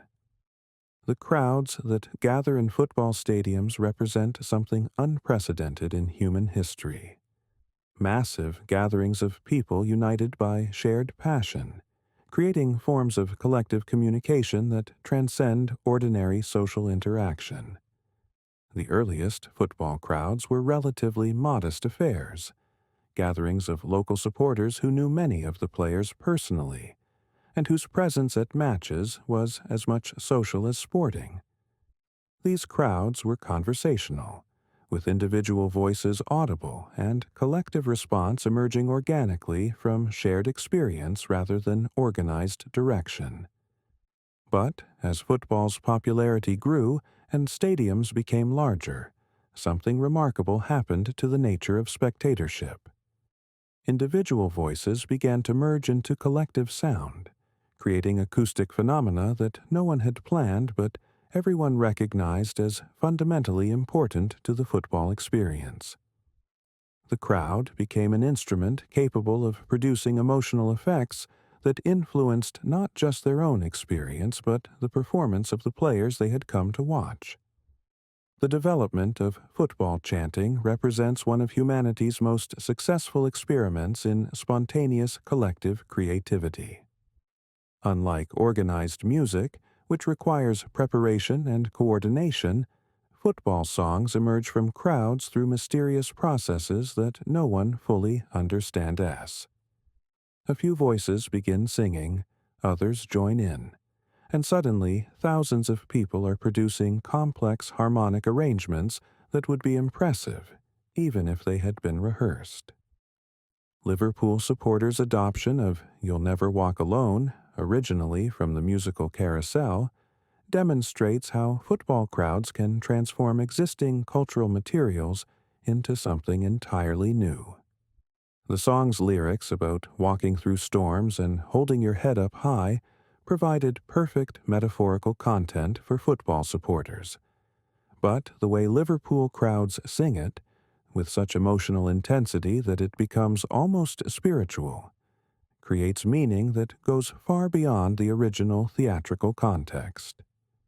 The Kop at Anfield became football's most famous example of how architecture and atmosphere could combine to create something approaching the sacred. The massive single-tier stand allowed for acoustic effects that were impossible in other stadium designs, with sound building and rolling across the crowd like natural phenomena. When the Kop was singing at full voice, the sound was so powerful that it seemed to have physical weight, pushing against visiting teams while lifting Liverpool players. But football crowds developed many forms of expression beyond singing. The visual spectacle of coordinated displays, massive banners, colored card displays, synchronized movement, turned stadium crowds into living artworks. These displays required weeks of planning and coordination, demonstrating that football supporters were capable of collective creativity that rivaled any formal artistic enterprise. The ultras movement in European football took crowd organization to extraordinary levels of sophistication. These highly organized supporter groups created elaborate, choreographed displays, wrote original songs and chants, and maintained continuous atmosphere throughout matches regardless of what was happening on the pitch. Their commitment bordered on the religious, with members dedicating enormous amounts of time and resources to supporting their teams. Italian ultras groups became particularly renowned for their artistic ambition and political consciousness. Their displays often included social and political commentary, transforming football stadiums into spaces for cultural expression that went far beyond sport. The visual impact of these displays, massive banners covering entire stands, smoke bombs creating colored clouds, coordinated movement involving thousands of people, proved that football crowds could create art that was both beautiful and meaningful. The acoustic architecture of different stadiums produced different types of crowd behavior. The steep stands at Borussia Dortmund's Signal Iduna Park created an acoustic environment that amplified sound so effectively that home crowds could overwhelm visiting teams through sheer volume. The famous Yellow Wall, 25,000 supporters standing together in choreographed support, became one of football's most intimidating and beautiful sights. English football crowds developed their own traditions of humor and creativity, often expressed through chants that were clever wordplay rather than simple expressions of support. The ability to create witty songs that commented on current events, opposing players' personal lives, or tactical situations demonstrated a form of collective intelligence that impressed even neutral observers. The tragedy that occurred at Hillsborough in 1989, when 96 Liverpool supporters died in a crowd crush, marked a turning point in how football crowds were understood and managed. The disaster led to significant changes in stadium design and crowd control, but it also highlighted how important crowd culture had become to football's identity. The way Liverpool supporters honored their lost fellow fans through continued singing, and remembrance proved that football crowds were genuine communities, bound together by something deeper than shared entertainment. Modern football crowds operate under different constraints than their historical predecessors, with all-seater stadiums and increased security creating more controlled environments.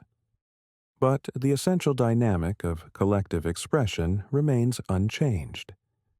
When Manchester United supporters sing about their history, when Barcelona fans wave independence flags, when Napoli supporters create displays honoring Diego Maradona, they are participating in cultural traditions that are as authentic and meaningful as any other form of artistic expression.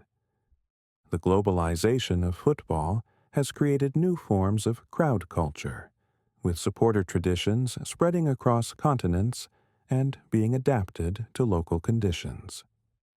The drum-based chanting styles developed in South America have influenced supporter culture in Africa and Asia, while European visual display techniques have been adopted by fan groups worldwide. Perhaps most significantly, football crowds have proven that collective experience can be more powerful than individual experience, that thousands of people united in common purpose can create emotional and artistic effects that no individual could achieve alone. In an age of increasing isolation and digital mediation, football stadiums remain one of the few places where people regularly gather to participate in genuinely collective experience. The language of the crowd, expressed through song, visual display, coordinated movement, and collective emotional response, has become one of football's most important and distinctive features. It is a language that can only be spoken by many voices at once, a form of communication that requires physical presence and shared commitment, a way of creating meaning that exists nowhere else in contemporary culture. In football's emotional universe, no forces are more fundamental or more mysterious than victory and defeat. These simple concepts, winning and losing, contain within them the entire spectrum of human feeling, from ecstatic joy to crushing despair, from vindication to humiliation, from transcendence to tragedy. Victory in football is never just about final scores or trophy presentations. It begins in the microscopic moments that accumulate throughout 90 minutes. The perfectly timed tackle that prevents a certain goal, the through ball that splits a defense, the save that keeps hopes alive when all seems lost. Each of these moments carries its own small victory, contributing to the larger narrative that will eventually be resolved by the final whistle. The greatest victories are those that seemed impossible until they became inevitable. Liverpool's comeback against AC Milan in the 2005 Champions League final exemplified this transformation of reality through collective will. Trailing 3-0 at halftime against one of the greatest teams in football history, Liverpool faced a deficit that statistics suggested was insurmountable. But football exists in a realm where statistics become meaningless when confronted by pure human determination. The 6 minutes during which Liverpool scored 3 goals to level the match represented time compressed and intensified beyond normal human experience. Each goal seemed to alter the fundamental laws of probability, making the next goal more rather than less likely. Steven Gerrard's header, Vladimir Šmíček's long-range shot, Xabi Alonso's rebound. These were not just goals, but ruptures in reality. Moments when the impossible revealed itself to be merely improbable. The penalty shootout that followed existed in a different temporal dimension, where career-defining moments occurred in the space between a player's run-up and the moment when ball met net or crossbar. Jerzy Dudek's double save from Andriy Shevchenko belonged to football mythology before the ball had even gone out of play, while the penalties that Liverpool converted carried the weight of an entire club's history and identity. But defeat, football's dark twin, possesses its own complex emotional architecture. The most devastating defeats are not blowouts but near misses. Matches lost by single goals in the final minutes. Tournaments ended by penalty shootouts. Seasons derailed by individual errors that could have been avoided with slightly different timing or positioning. Brazil's defeat to Uruguay in the 1950 World Cup final, played in front of nearly 200,000 of their own supporters at the Maracanã, created a form of collective trauma that transcended sport. The silence that followed Uruguay's winning goal was so complete that witnesses described it as supernatural, as if 200,000 people had simultaneously been struck mute by disbelief. That defeat became part of Brazilian cultural mythology, a reminder that even the most beautiful football could be overcome by superior determination and tactical discipline. The white shirts that Brazil wore during that match were retired forever, replaced by the yellow shirts that would become synonymous with Brazilian football excellence. Even in defeat, the match created something lasting and meaningful, a new visual identity that would inspire future generations. Individual defeats often carry more weight than team defeats, particularly when they involve players whose entire careers become defined by single moments of failure. Roberto Baggio's missed penalty in the 1994 World Cup final, skied over the crossbar in the moment that decided Italy's fate, created an image that would overshadow everything else he achieved in football.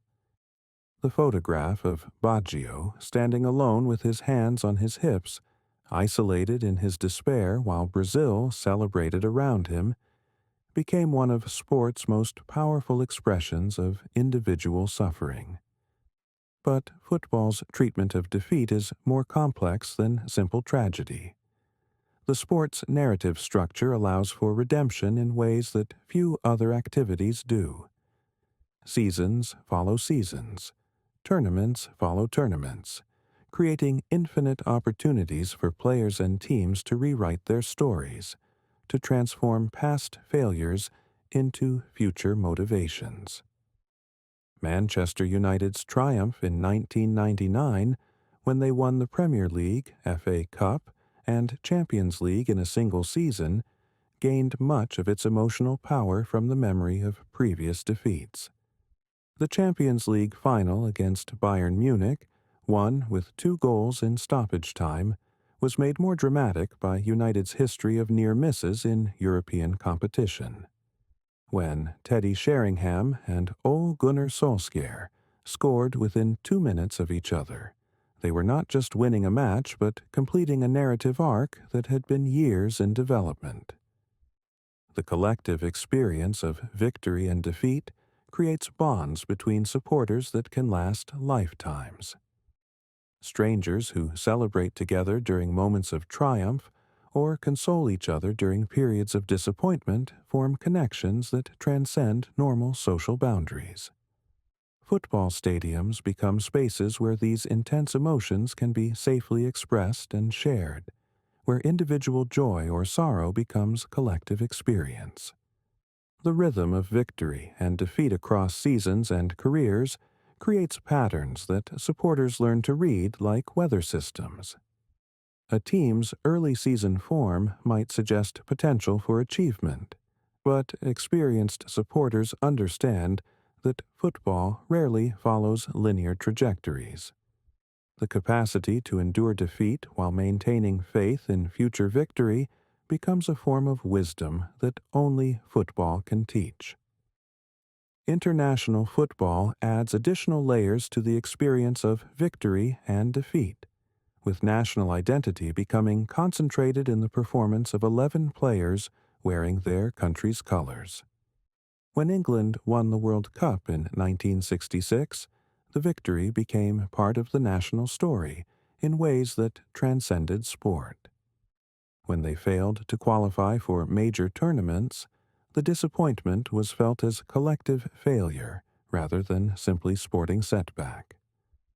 The greatest players are often those who can transform defeat into motivation, using disappointment as fuel for future achievement. Lionel Messi's eventual victory with Argentina in the 2022 World Cup was made more meaningful by his previous failures in international finals. The tears of joy he shed after scoring in that final carried the weight of all his previous disappointments, demonstrating that victory's greatest power lies not in its ability to create happiness, but in its capacity to heal old wounds. Victory and defeat in football exist in constant dialogue with each other, each giving meaning to the other, neither possible without the other's existence. The sport's emotional power derives from this fundamental uncertainty, from the knowledge that every match contains the possibility of both transcendent joy and devastating disappointment, often separated by margins so small they hardly seem significant until they determine everything. Contemporary football exists in a tension between its historical essence and the demands of global commercialization, creating a sport that is simultaneously more spectacular and more problematic than ever before. The modern game retains all of football's traditional emotional power, while operating within economic structures that would have been unimaginable to earlier generations of players and supporters. The transformation of football into global entertainment has produced technical innovations that enhance the sport's fundamental beauty. High-definition television allows viewers to appreciate the subtle details of technique that were previously visible only to those in stadiums.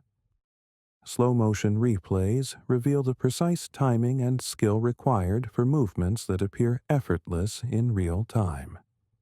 Advanced statistics provide insights into tactical patterns and individual contributions that were previously invisible to all but the most sophisticated analysts. But this technological enhancement comes with complications that challenge football's essential character. Video assistant referees, while improving decision-making accuracy, have introduced delays and uncertainty that disrupt the natural flow of matches. The ability to review and overturn decisions that seemed clear in real time creates a different relationship between players, officials, and supporters, one mediated by technology rather than human judgment. The globalization of player markets has created opportunities for technical excellence that surpass anything seen in football's previous eras. Teams can now assemble squads containing the best players from multiple continents, creating tactical possibilities that transcend national styles and cultural limitations. The Barcelona team that dominated European football in the late 2000s combined Spanish possession-based philosophy with Brazilian creativity, Argentine intensity, and players from across the global football spectrum. But this globalization has also created disconnections between clubs and their local communities that threaten football's traditional social function.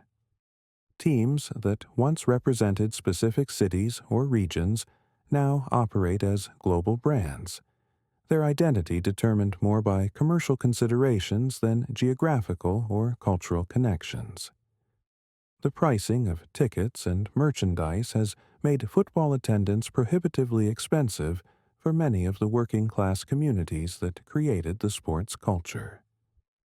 Modern stadiums represent the pinnacle of architectural and technological achievement, providing comfort and spectacle that exceed anything available to previous generations of supporters. Climate control, perfect sight lines, sophisticated sound systems, and premium hospitality create experiences that are undeniably superior in terms of physical comfort and convenience. Yet something has been lost in this evolution toward perfection. The atmospheric intensity that characterized older stadiums, the result of architectural accidents rather than design intentions, is difficult to replicate in venues built primarily for comfort and revenue generation. The Emirates Stadium in London, despite its technical excellence, has never matched the atmosphere of Arsenal's former ground at Highbury, where proximity and acoustic properties created intimacy that modern safety regulations make impossible. The financial stakes of contemporary football have intensified competitive pressure to levels that affect how the game is played and experienced.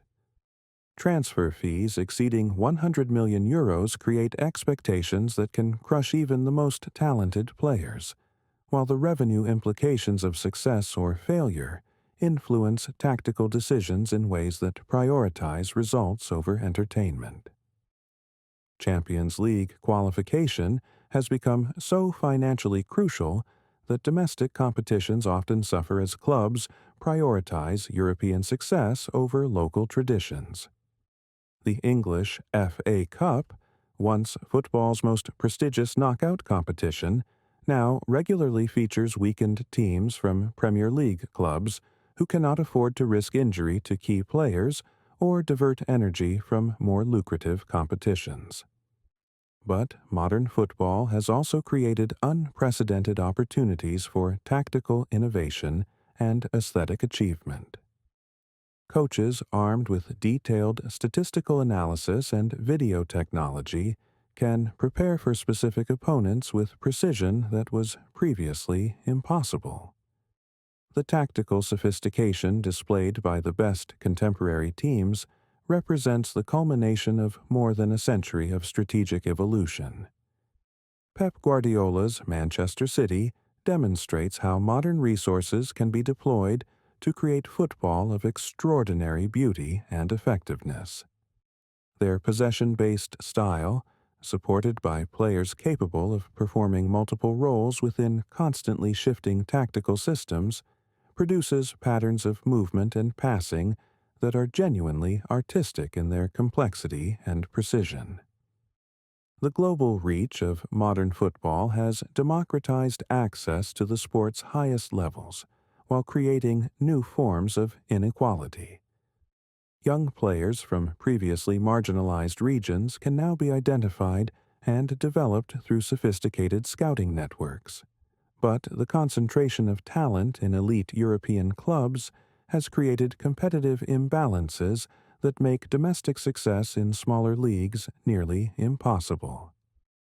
Women's football has finally begun to receive the attention and investment it has always deserved, creating opportunities for female players to pursue professional careers and for supporters to witness technical excellence that was previously hidden from public view.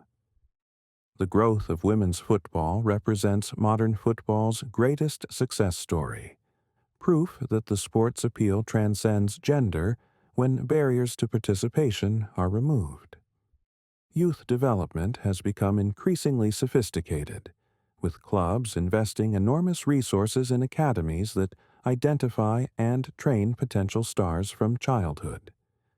These programs produce players whose technical ability exceeds anything seen in previous generations, but they also create pressure and specialization that can diminish the joy and creativity that originally attracted children to football.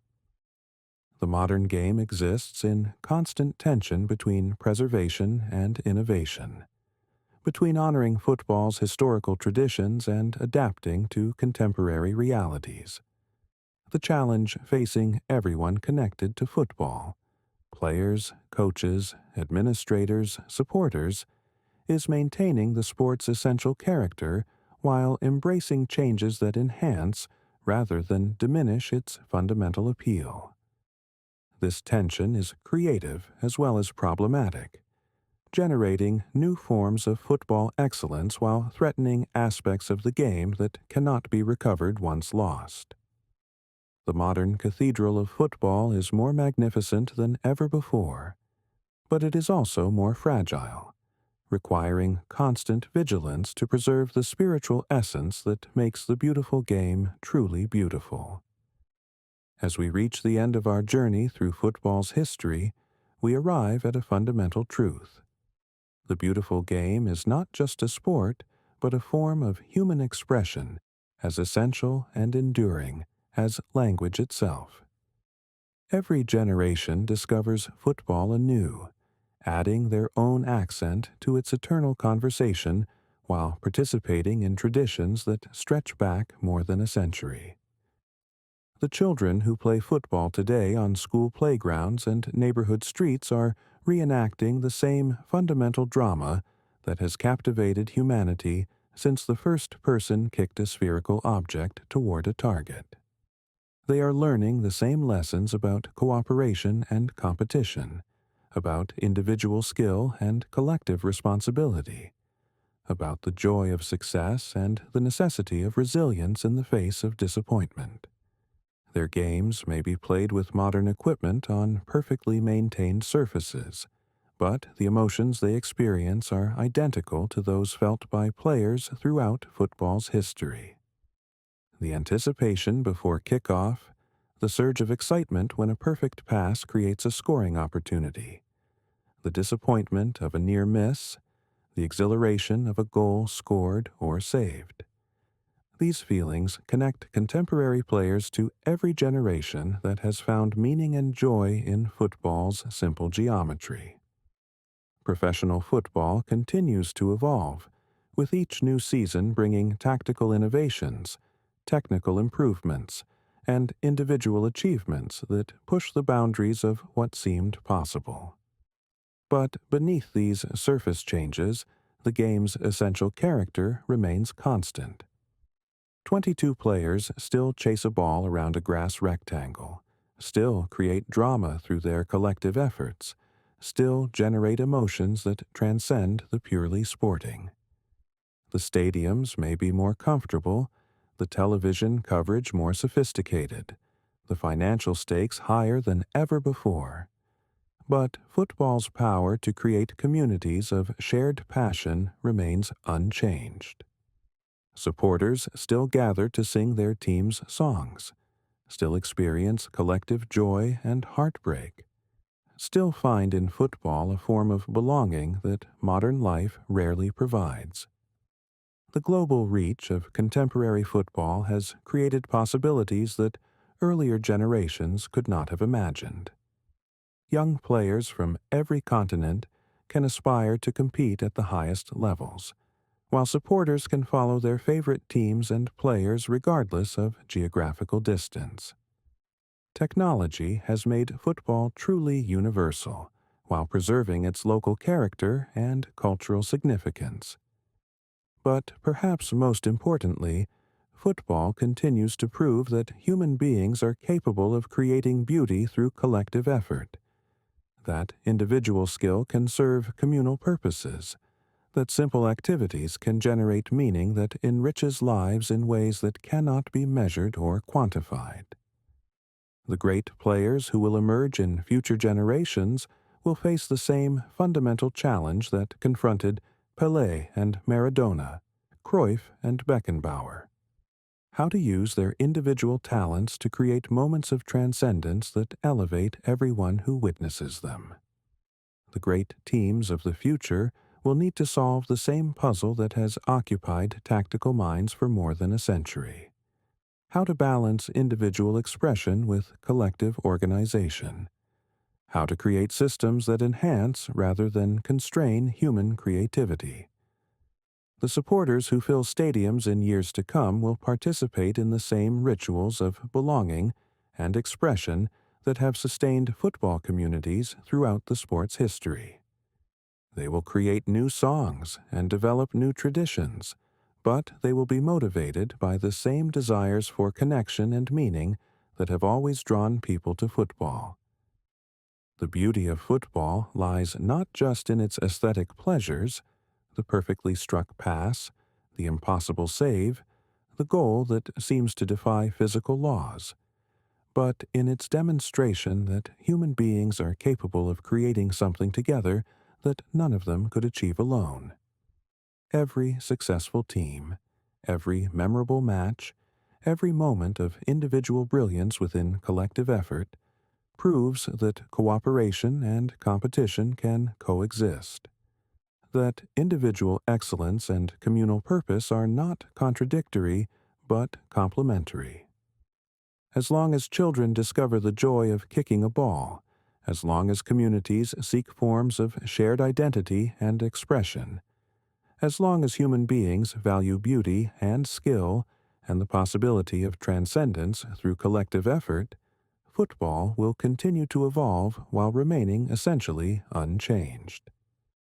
The beautiful game is not just entertainment or recreation, but a form of cultural practice that serves needs as fundamental as food or shelter. It provides meaning, creates community, generates beauty, and offers hope.